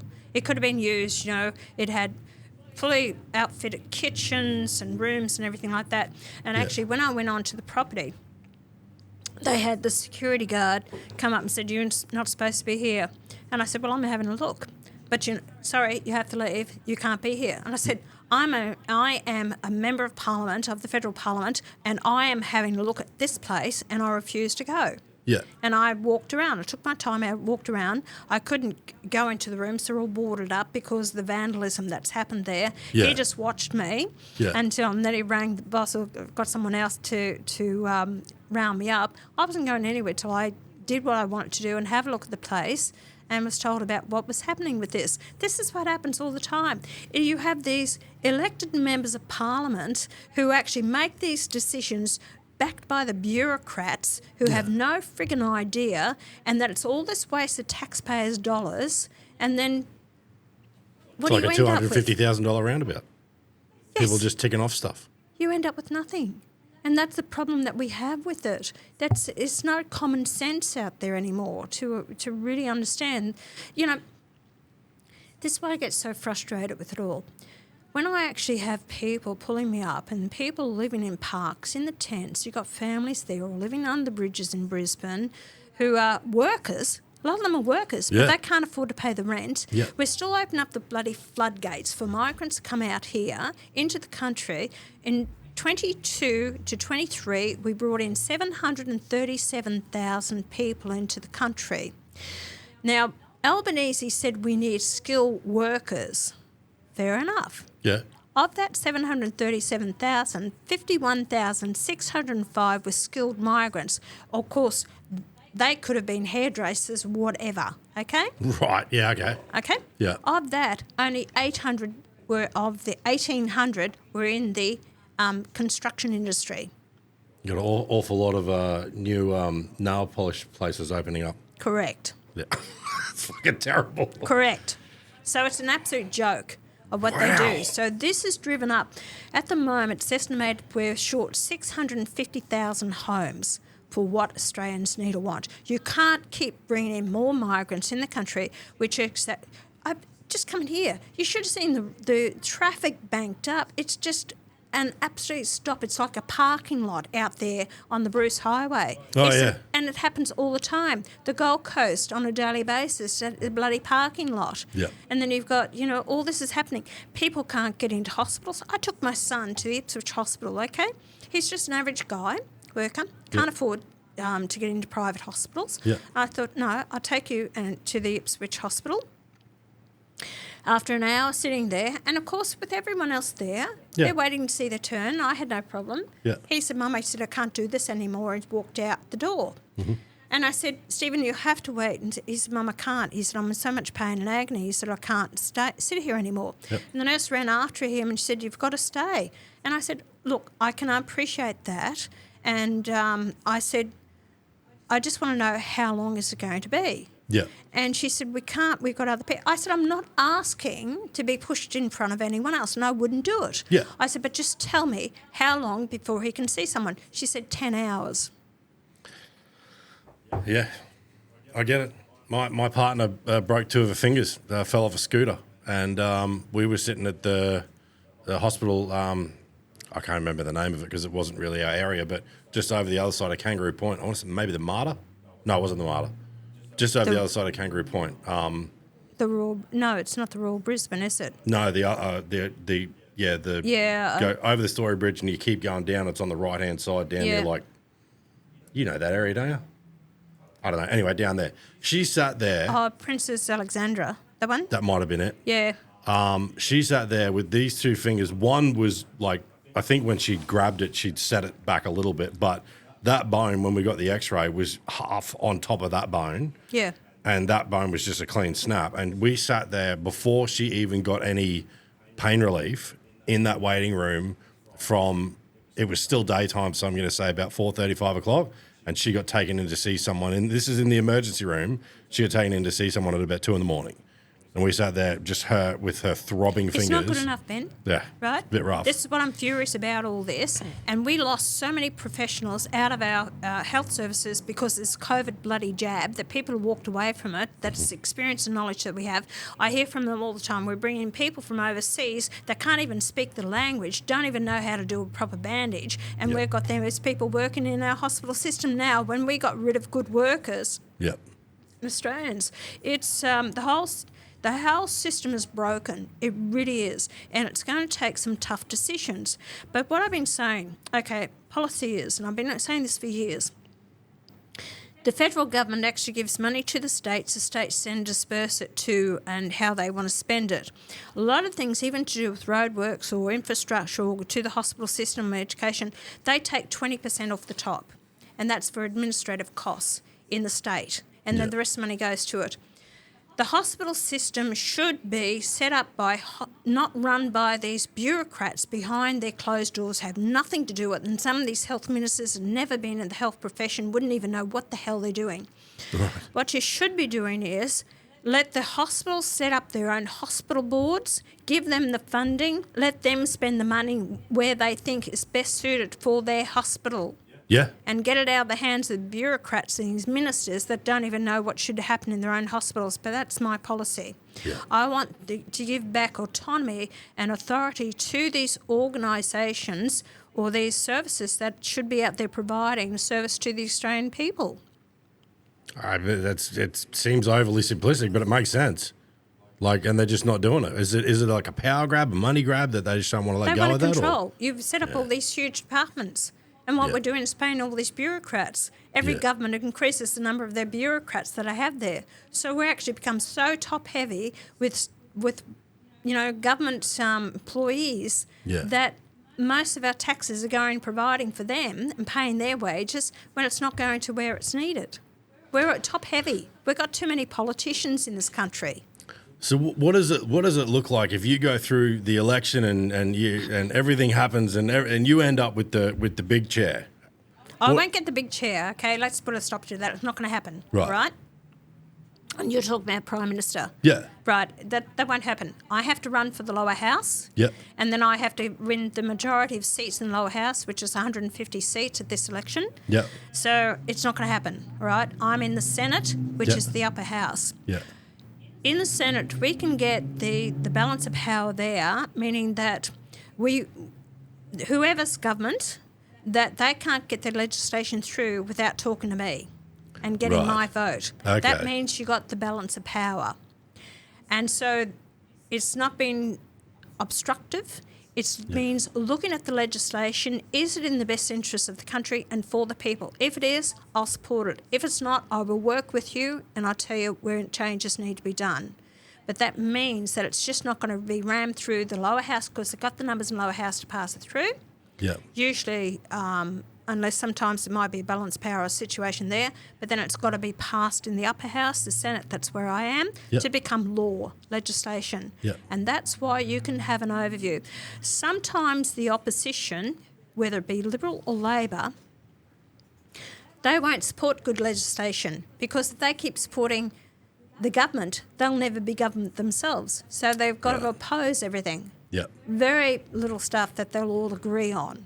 Okay. So that's why they oppose it. So you could have good government, good legislation from either one, and that's where you support it. So you're effectively doing what you did with the roundabout, just on a much bigger scale. Correct. And so, Exactly but then right. from there, is that where you would then, after you're in that position, is that where that you would then I have been aim in for that the- position in the Turnbull Morrison government. Yeah. We had the shared balance power there. Yeah. So they couldn't get their legislation through without me. So it's like the people in that opposing party might literally be sitting there going, fuck, that's a good idea, but we can't support it. Correct. That's so dumb. Oh, wow, really? That makes no sense. To the benefit of Australia, that makes no sense. It makes sense for them to benefit for their party, but to That's benefit right. Australia, it makes no sense. Yeah, that's right. So to oppose just for the sake of opposing, if it's in something important for the Australian people, they may support it. Yeah. But usually they don't. What frustrates me is that defence, okay. So you have one political party come in, then they commit all like the AUKUS or the Barracudas, that was the submarines prior to that. Any decisions that are made, and then when the next lot get in, they wipe all that, and then we're paying out billions of dollars in compensation to these countries, as we did with France. Yeah. And it was the right decision to get rid of the Barracudas. It was bloody stupid to do it because I researched and I went on a submarine for 2 days, underwater for 2 days. So I had time to actually talk to the captain and the staff and everything like that, and became au fait with about submarines. I'm no expert by no means, but common sense would tell you.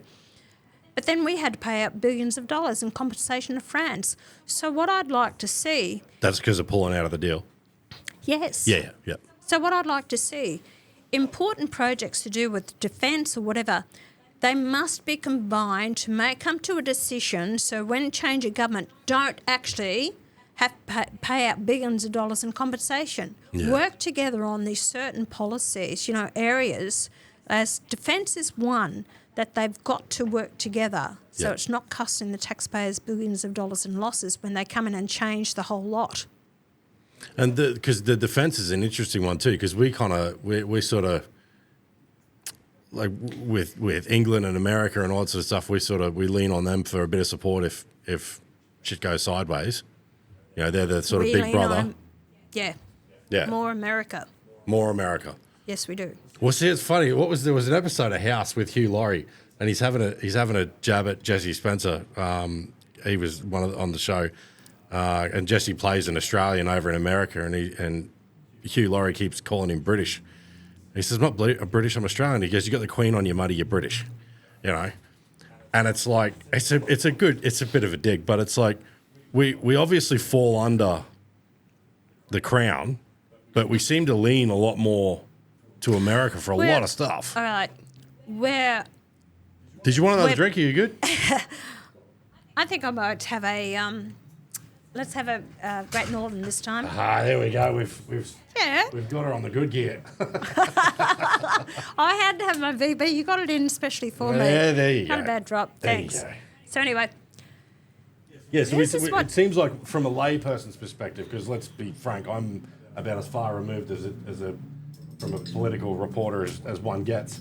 But it seems like we lean a lot more on America for a lot of stuff. course you do. Look, we're part of the Commonwealth of Nations, all right? Yeah. We were founded by the British. We actually got our independence. Well, in 1901, we formed a federation. We became the country that we are now. Yep. We have what's called the Westminster system of government. That's the only form of government that we have. Yeah. We do not pay the British 1 cent. We do not give any money to the Crown. We do not. We form our own legislation laws here. We have our own Governor General, which is appointed by our own members of Parliament, who passes the laws. Yep. Who's it's just a figure that oversees the way things are run by the Parliament. So if they did anything wrong, like Kerr did, they threw out Whitlam. Right, Okay? right. So that's what the Governor General does. The Queen, people think that we're controlled by the British. No, we are not controlled by the British. We elect our own members of Parliament, form our own legislation. We don't pay them any money whatsoever. We're part of a Commonwealth of Nations. Right. So that's what it is. Yeah. And when they talk about becoming a republic, well, tell me what republic in the world has ever really worked. We have a system. We have our own constitution. It's not broken. Don't change it. We know what we've got. All right, so that's why I'm adamant about that system works.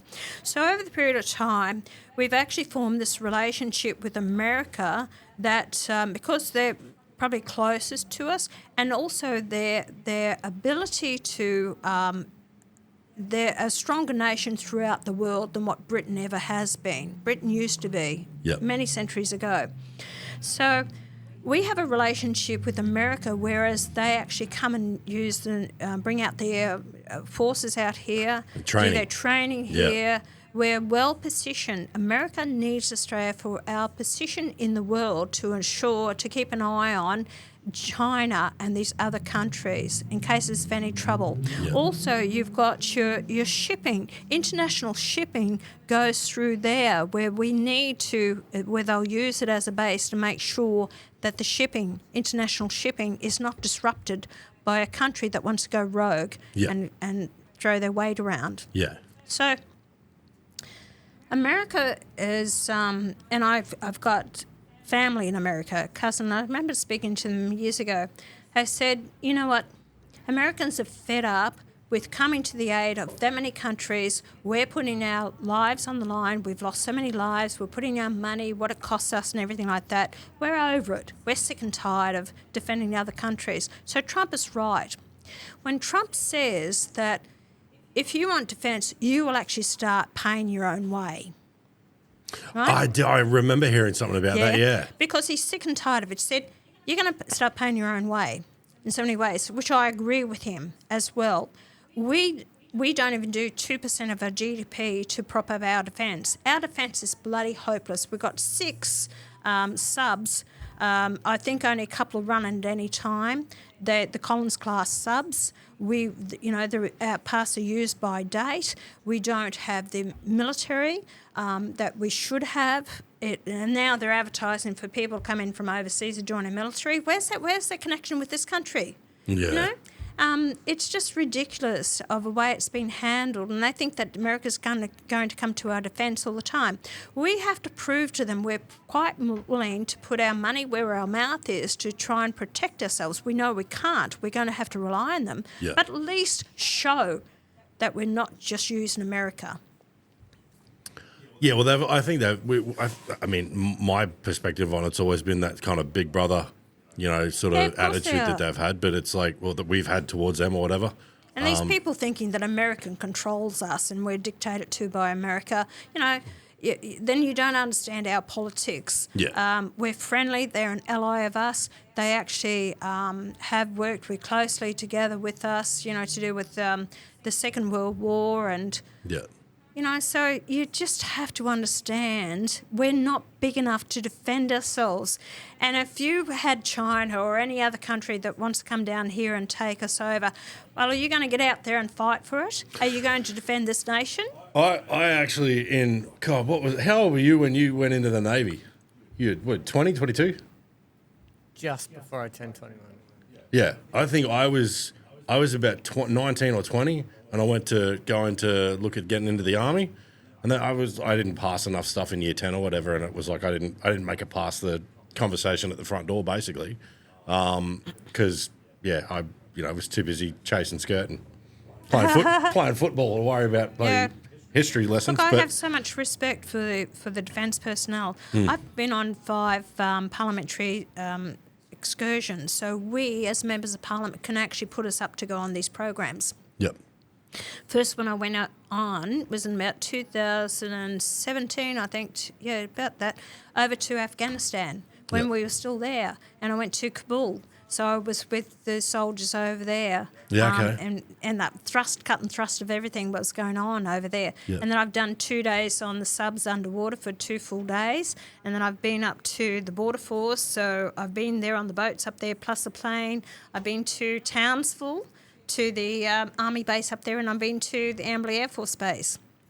So I got a bit of a fun one. The Amberley Air Force Base, I actually did the window tinting in the tower up there when I was like at so was you at Tent Mart. Oh, right. That was back in. We did tintable roll down blinds when I was like 18. It's a cool spot out there. I've been to Enoggera a couple of times many years ago. The base down there, and I got a lot of respect. We've actually got 2 boys. I've heard they're talking about closing in Enoggera. I heard that a little while ago too, but I just figured it was just people talking nonsense. But we've got 2 boys coming on in the next few weeks that were, I think it was 0809 deployment to Afghanistan. They're going to come and share some stories because apparently they had to wait 10 years or something before they could talk about certain things and whatever that time's passed. Yeah. And they're going to come and share some stories about that. But I got a lot of respect for them too. The veterans, and when I first got into Parliament, I worked closely with the Vietnam vets. They had a hard bloody time. Those people, what they went through and getting that support that they needed. And, even talking to the young vets now, those ones in 22 to 30, God, they've gone through some bloody tough times. Those kids really have. Yeah. A lot of issues that are going on. But you've got to respect them, regardless of whether they've gone overseas to fight or not. They have signed up to put their life on the line. Yeah. Yeah. And, these people that are here now, if a war broke out, I'd ask how many Australians will actually go and put their life on the line to defend and fight for this nation. All these migrants that have come out here, how dedicated are you? Would you put your life on the line to fight for this nation that you come to? It's a pretty harsh, pretty hard reality to what that answer probably would be for a lot of people. Well, I've asked you, I'd put my hand up. And so would I. Yeah, I would my absolutely age. put my hand up. And I'd damn well fight for it too, to the death. But a lot of people out there won't, because you know what? People are so disgruntled with our political parties and our politicians saying they're making all these decisions. Look what they've done to this country and to life. Why the hell should I go out there and defend it? For what? Yeah, I think there's a broader picture to, like, in that regard. I think I would see it a much more personal picture. I would be like, might not agree with a lot of the shit that gets said in this country, but I'm like, you know what? I've got my ability to do my part to protect my kids. My partner, my I'll put mum. something very controversial to you. Okay. Right? How much of the land do you believe is under native title? Probably a lot more than what I would guess. 52%. Really? Yep. Under native title. And you've got another 10 or 12% that's under determination, which will actually end up with it. So 62% plus of this country will be under native title. So you tell me how many of those people would actually go out and defend the country. So if you've got the governments are handing over more than 60% of the nation to another race of people, acknowledge. And none of that percentage is obviously anything that we've sold to anybody else. That's right. So how much of it left do we own? Correct. And then you got in the States, they're handing back to these corporations. So the States are handing back that much land. Apart from native title, they're handing it all back, as they did with Tabia. So they handed it back to this Aboriginal corporation, which was in the hands of the Goondiwindi Council since 1910, and the state government, just before the election, handed back to these people with a corporation that's registered 450 miles away in Brisbane. So that's my question is, they just constantly hand everything back, the land, the rivers, the water, everything, to this race of people, which I believe is racist. So then you've got to think, do you really want to put your life in line because they're actually just given away? We're not acknowledged as Australians. It's something, I told you it's controversial. Yeah. And I think it's something we need to discuss. Yeah, I think that's. I didn't realise that there was so little that we. I mean, I don't own any of it because I can't afford like $1 million for a block of dirt. But it's not about that. It means any part of Australia. Yeah.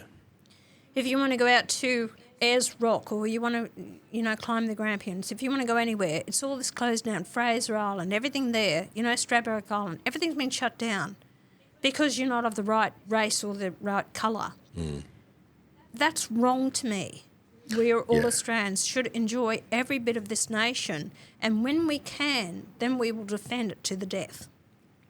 So that's actually a little bit more in depth than what I sort of thought it was. So because I heard about Ayers Rock or Uluru, what do we call it these days? Oh, it's Ayers Rock, and then they've changed it to Uluru. So Right. take your pick of. Well, I still call the Edamogga pub the Edamogga pub. So And and they shut that down. yeah. So Yeah, I knew it. about that, and it was like it's sacred land or whatever. Yeah. Okay, it's a big block of dirt. That's cool. If you want to shut it down. But I saw something that's been popping up more and more as these beaches getting shut down as well. Harvey Bay. Yeah. Shut down the Was it beaches. Harvey Bay? Harvey Bay up there. They shut down the beach up there to go on the beach. You might just get out of here. Different places, the Grampians in Victoria, where you can't climb it anymore. I think it's Mount Warning as well. You can't climb that anymore because Right. of secret men's business or secret women's business and all this. They're using all these reasons, excuses just to take back control. Even Lydia Thorpe said to me, she said, go back where you came from. And one day in Parliament there, I was doing my speech. And then Right. and then she turned and said, one day you'll be paying rent. So I'm sorry, Ben, this is where it's, unless you're prepared to speak up and create the debate and say, where the hell are we going with all this, that people need to wake up and say, it's not about me, I'm near the end of my life. I'm talking about future generations. Right. We need to get over this. This welcome to country, I can't stand it. Do you know that every day in Parliament, when Parliament starts, if I'm there on the floor of Parliament, they do a welcome to country. I turn my back on it. On the floor of Parliament. What's to go with that? I thought that was supposed to be a thing like when you fly to Fiji and they put what do you get laid? What it's called? You get laid. I don't know. It's the thing of Yeah. that's what I call it. But it's when you get to the country.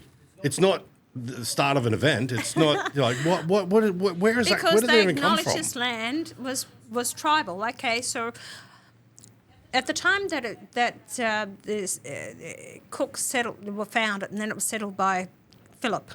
Yep. Okay, at that time there was estimated between 200 to 300 tribes of Aboriginals. They never got on with each other either. They used to Right. fight, but they had their areas that they went to. So this Noongar people, which is in Western Australia, and you had the different tribes there. So that was that area that the tribe came from. Yep. So when you do a welcome to country, they're basically that tribe, those people now welcoming you to their country or acknowledgement of country. Right. So we're acknowledging that was Aboriginal land, or welcome is that if you go there, we're welcoming you. Right.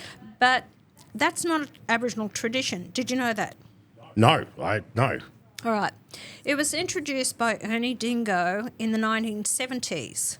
And because the New Zealanders have the haka, Yeah. they actually thought up how we're going to do to welcome people here. So that's when they brought in the welcome to country, acknowledgement of country. Right. So it's actually, and that's why we never had the Aboriginal flag. The Aboriginal flag never was introduced in the 70s. So that was someone designed that and brought it in. Now the Commonwealth Government has paid $25 million for that, and the Commonwealth Government actually owns that Aboriginal flag. But the Aboriginal flag has never been acknowledged by the Australian people in any form of referendum. The Australian flag was actually... The Australian flag never came until the late 40s. Okay. 48. So the Parliament had a competition and they put out the people to design a flag to become the Australian flag. Yeah. And that design won it. And that was endorsed by the Australian people. Whereas no endorsement of the Aboriginal flag has been recognised. We've never put a referendum. That's why I am furious about the Aboriginal and Torres Strait Islander flags being flown on the floor of Parliament, under this government, and on government buildings. Because that's divisive. It's division. We are one nation, one mob, one people, and should go under the one flag. Yeah, okay, I get that.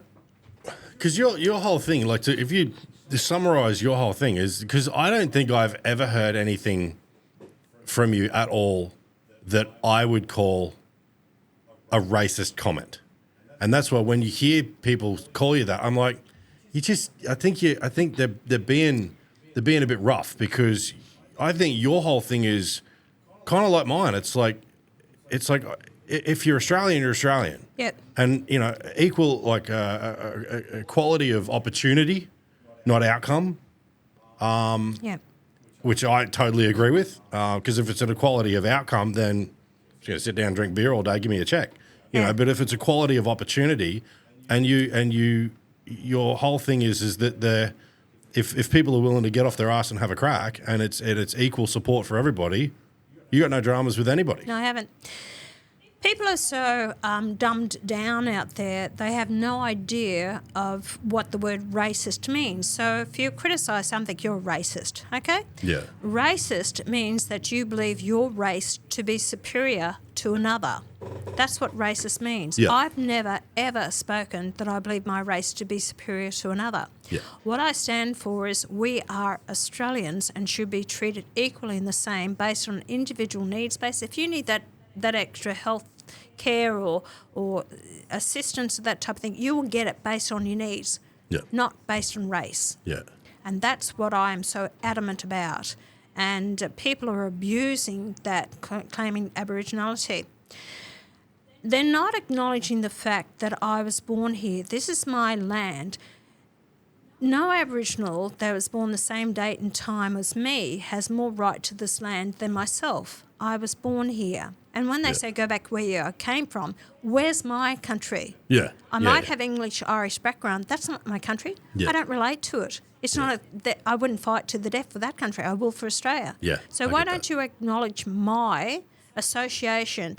Why do we always think that Aboriginals are the only one to have a connection to the land? That's rubbish. Yeah, Absolute BS. My old man was a dairy farmer in Lismore. There you go. Yeah, I don't think his parents, I don't believe, were born here, but he definitely was, and I am, and my kids were. I'm about as... We've got a connection to this land too. Yeah. And the love for the land. Why do people think that Aboriginals are the only one? And talking about them being environmentalists, what a load of bloody bunkum that is. They're not friggin' environmentalists. They used to burn the bloody bush to chase out the kangaroos and the food so they could actually then kill them once they ran out of it. They weren't Pascoe puts out this book that they used to agriculture and grow the food. Never did. There was no real connection. They were nomadic. The only ones that was from up at the islands. That was the first, I'm trying to think his name. It starts with an M. He's the one that first native title claim came in the court system. Okay. And he was the first one. He proved a connection to the land. That's why they were given it. But that was blown completely out of proportion, and they brought it in for native title. Yeah, that's a pretty standard government, like, overcorrection. Something happens and then they go way too far this way. Correct. Yeah. So anyway, that's why I fight to the death. As far as I'm concerned, this is my land. I don't care if I'm white. I am Australian, and this is my country. I agree with you. I think I couldn't change it. I'm an Australian. I don't care what your race is. If you class yourself as an Australian and you're not a prick, I think you're awesome. And I'd have a beer with you. That's what I judge everything based on, would I have a beer with this person? And if I'd have a beer with them, that's kind of my, if you're a good egg, I don't care where you're from, what colour your skin is. But also the people that have migrated here, whether it's in the last couple of years or 5 years or whatever, it's showing their loyalty to the country, want to assimilate, want to, love this country and want to be part of it. Yeah. I think that's very important to welcome those ones that have come here to Australia as well. Definitely welcoming people, because I think the biggest thing is that you can't have a place this cool and not expect people to want to come over.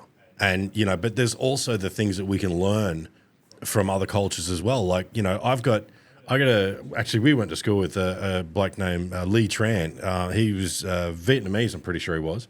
I remember going over to that house, and there was like 3 or 4 generations in that home, and it was all family, and it was all cooking, and it was everybody was, the house always smelt amazing.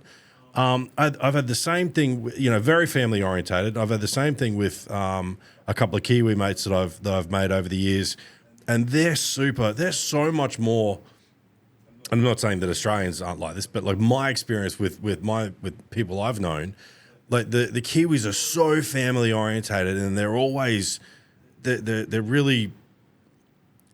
They're all about propping each other up and, like helping each other out and all that sort of stuff. And like my family, we were a small bunch now, but, it was all very separated. Like, I don't even know if my cousins have got kids, because there's like this weird separation, and there's so much family orientation around some of the other cultures that I wish we would take on more, so I think we can learn a lot from other cultures. And if you're coming over here and they respect the land and our laws, because there's a lot of that kicking around at the moment, don't come. That's one thing I would say, and I'd be quite happy to, put it out there publicly, is don't come over here and try and fucking change our laws. Well, I've said that many a time, so publicly. I'm not really ashamed of saying that at all. Yeah. I think there's, if you're coming here for a reason, and it's not to recreate what you come from. But that's what the Aussies feel. But some of the people they brought in the country shouldn't be here because they have no respect for this country. Yeah. And I'm terribly opposed to the burqa being worn in Australia. And I think it's wrong because a lot of the countries that people don't realise, when I wore the burqa in Parliament, do you remember that? I remember it, and I remember it as a topic, but I can't. I have no visual of it. I can't remember it. I wore the burqa in Parliament, and I'll clarify this for your listeners. Actually, I was talking, and one of the members of Parliament wore the hat in Parliament, and I went up to the press and I said, "I think that's rude, him wearing the hat in Parliament. I don't think he should." And he said, "Well, there's no dress code." I said, "What are you talking about? There's no dress code." He said, "People can wear whatever they want to." And of course, it's turning my head, and I thought, gee whiz, we got Muslims, if they ever get elected to Parliament, they're going to actually wear a burqa in the Parliament. Gee whiz, it's going to leave us for security. And also, everything at our vote is taken on facial recognition. So then you got someone in full burqa in that Parliament, you have national security, you're actually going to have someone standing at the door all the time checking to see if that's the person behind that. Then you've got to have someone there to lift up your veil, let's see if it's you, and then put it down again. So anyway, I thought, let's sort this out straight away. Anyway, he wasn't listening to me, so what I did was, that's why I wore the burqa. Right. And when I walked in that Parliament with the burqa on, well, it was shock to everyone. You should have seen their reaction. They were all shit scared. They were all terrified. What the hell is going on here? They haven't changed the laws, and we're opening up a can of worms if that was to ever happen, and you couldn't change it because we don't have the set rules now at the moment. So that's why I did it. A lot of countries around the world have actually banned the burqa. You can't wear it in countries because what they found is people don't assimilate into that nation.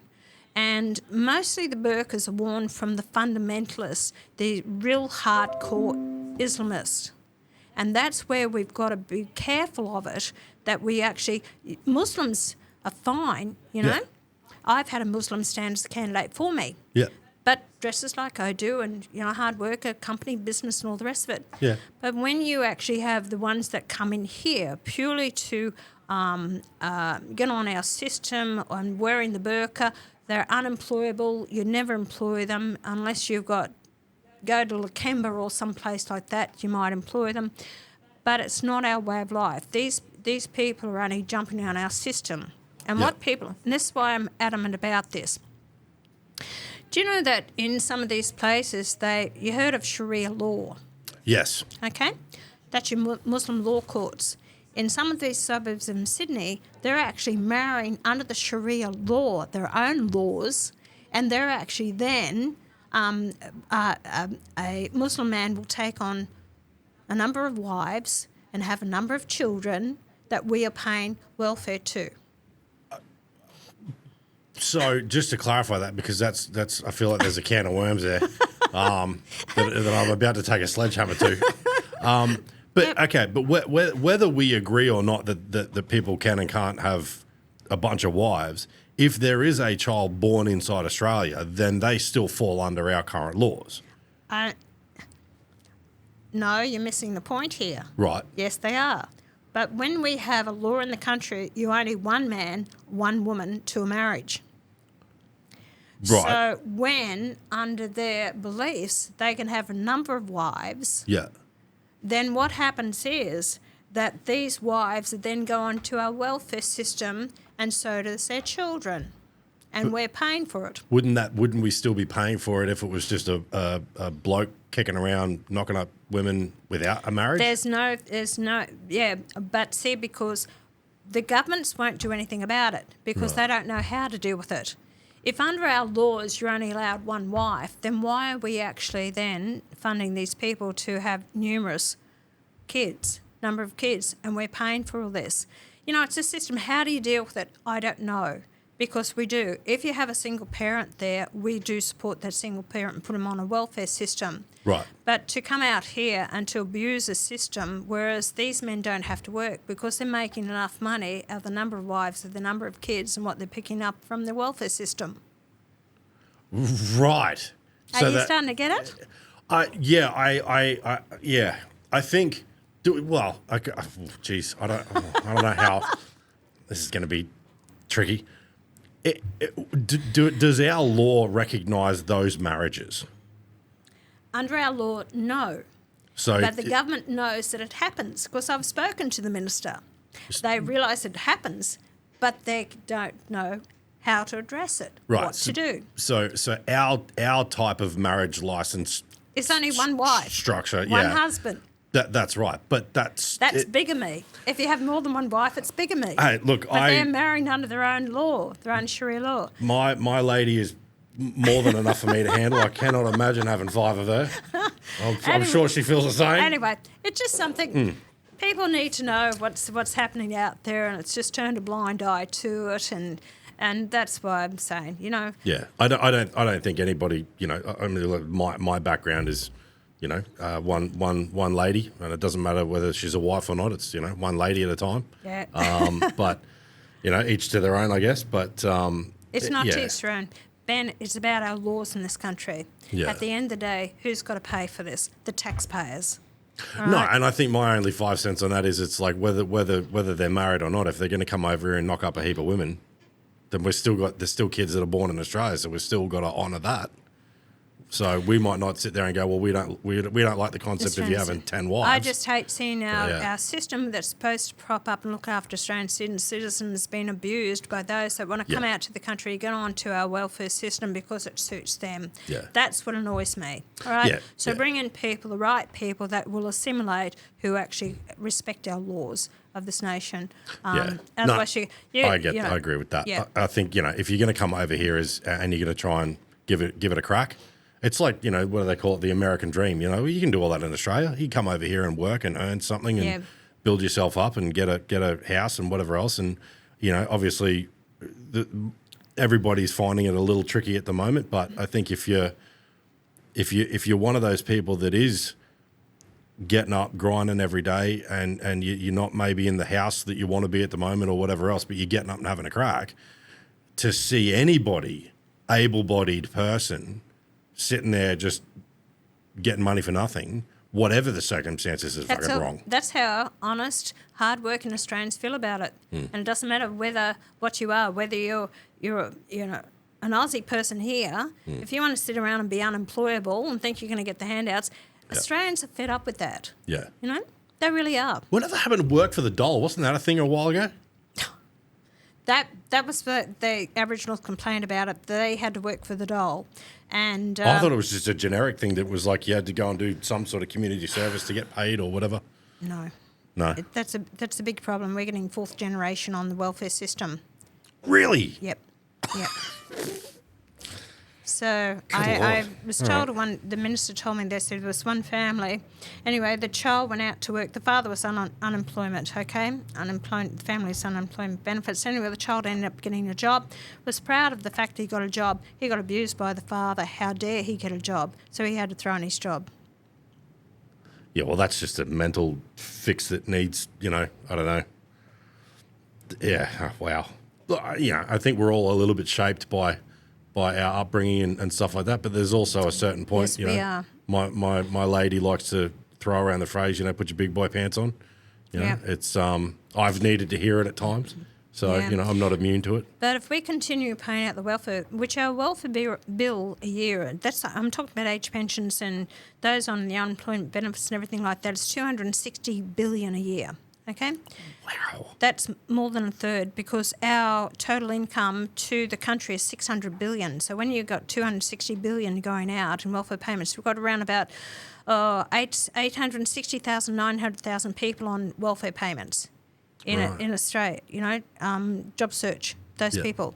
So this is what you got to ask the question, why the hell aren't they out there working? Because a lot of people are on unemployment benefits the last 10, 20, 30 years. Yeah, right. And that needs to change.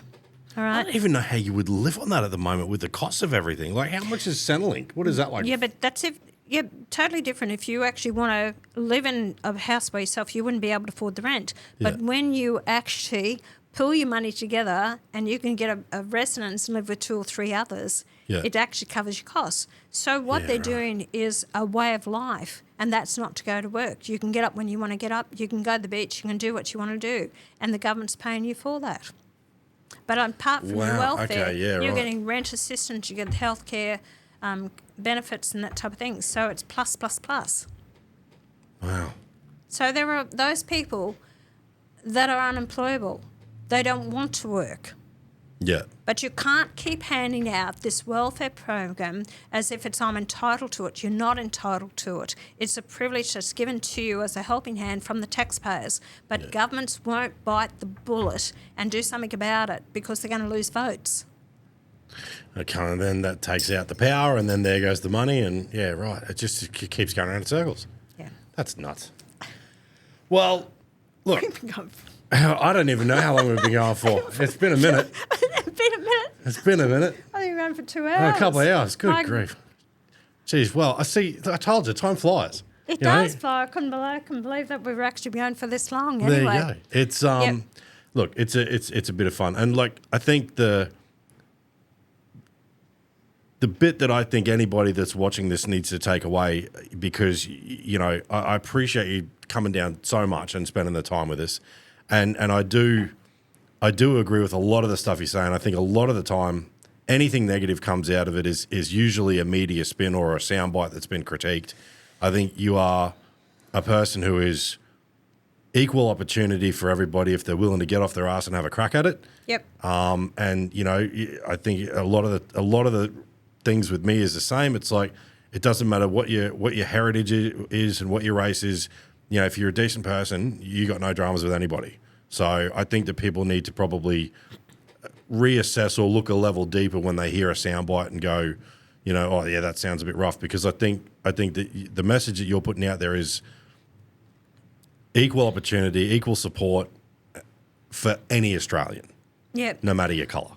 I want what's best for the Australian people as well. Yeah. Okay? As a Member of Parliament, I'm privileged to be in this position, and I have to make the right decision, what I think is best for the people in the country. Yeah. And I won't be bought or through fear or favour at all. Yeah. And I stand by my decisions that I make. If I get it wrong, I will admit I got it wrong. I was the first one to call out COVID, the first one to call out The Voice, the first, to call out many issues. I'm the first one out there.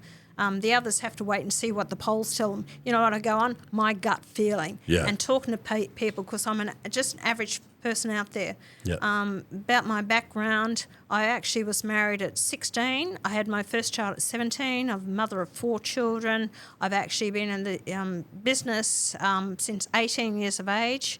Yeah. The first sort of frozen chip business, it wasn't frozen, in Brisbane with my parents in 1971, 72 Right. it was. We're the first one to start that in Brisbane. Yeah. Then I've been in a plumbing business with my husband for 9 years.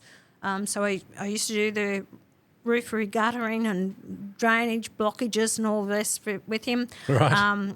And then I've actually done, I've had cattle, so agricultural side of it. I've employed staff, I've employed apprentices. I've run my takeaway business for 10 years. So I've been a small business woman most of my life. Yeah. So my views go on the fact is what it's like. I've been a single parent at 21 with 2 children, the youngest one at 6 months old, and I've been a single parent since 1987, Yeah. rearing 4 kids, right?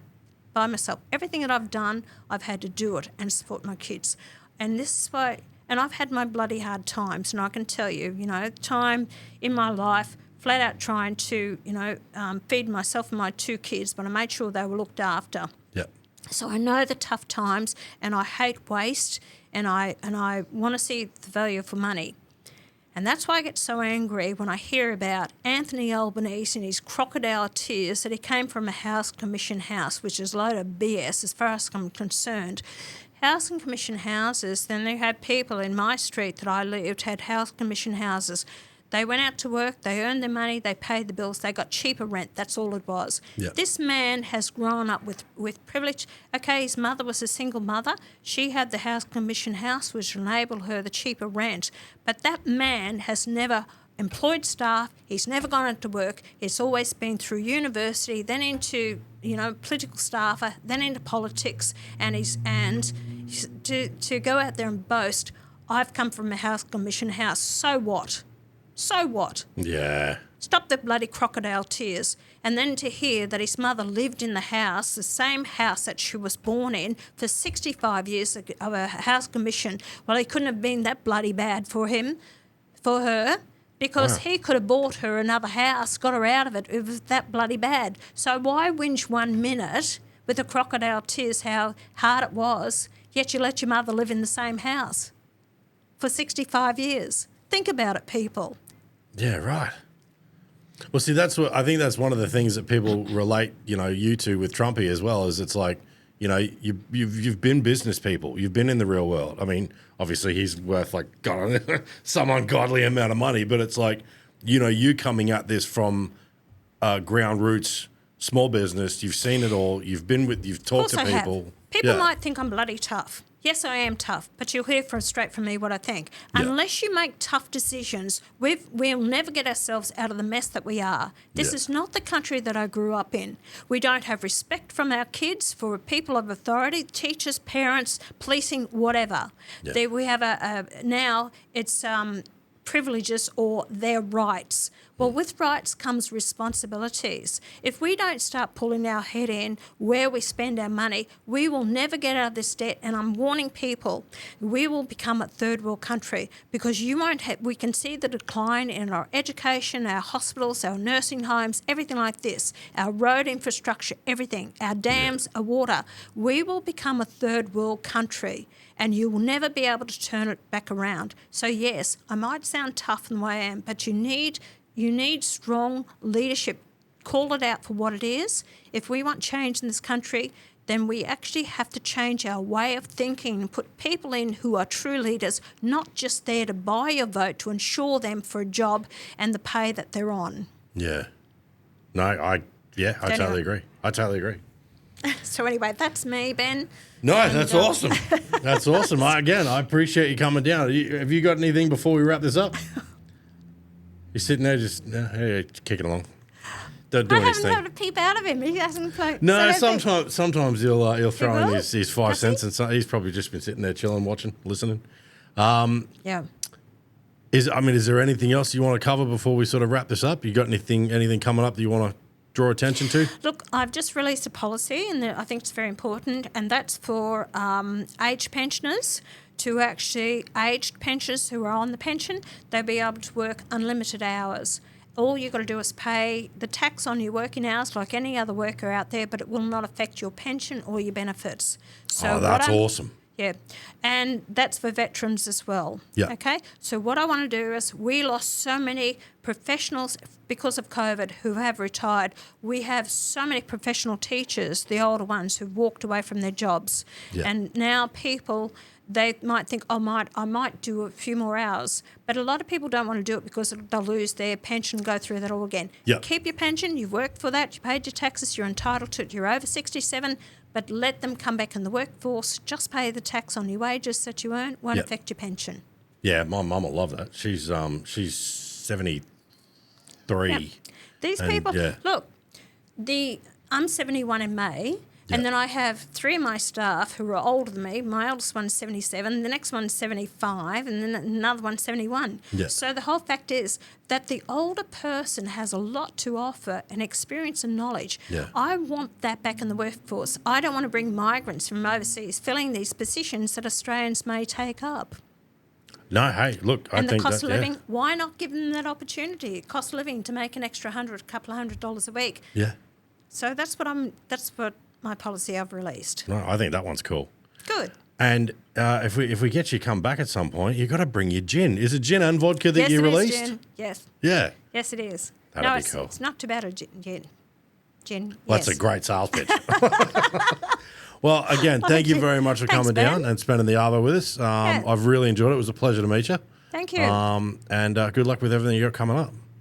Yeah, no, it's going to be battle this year anyway, see what happens. But all I can say is people, consider voting with One Nation.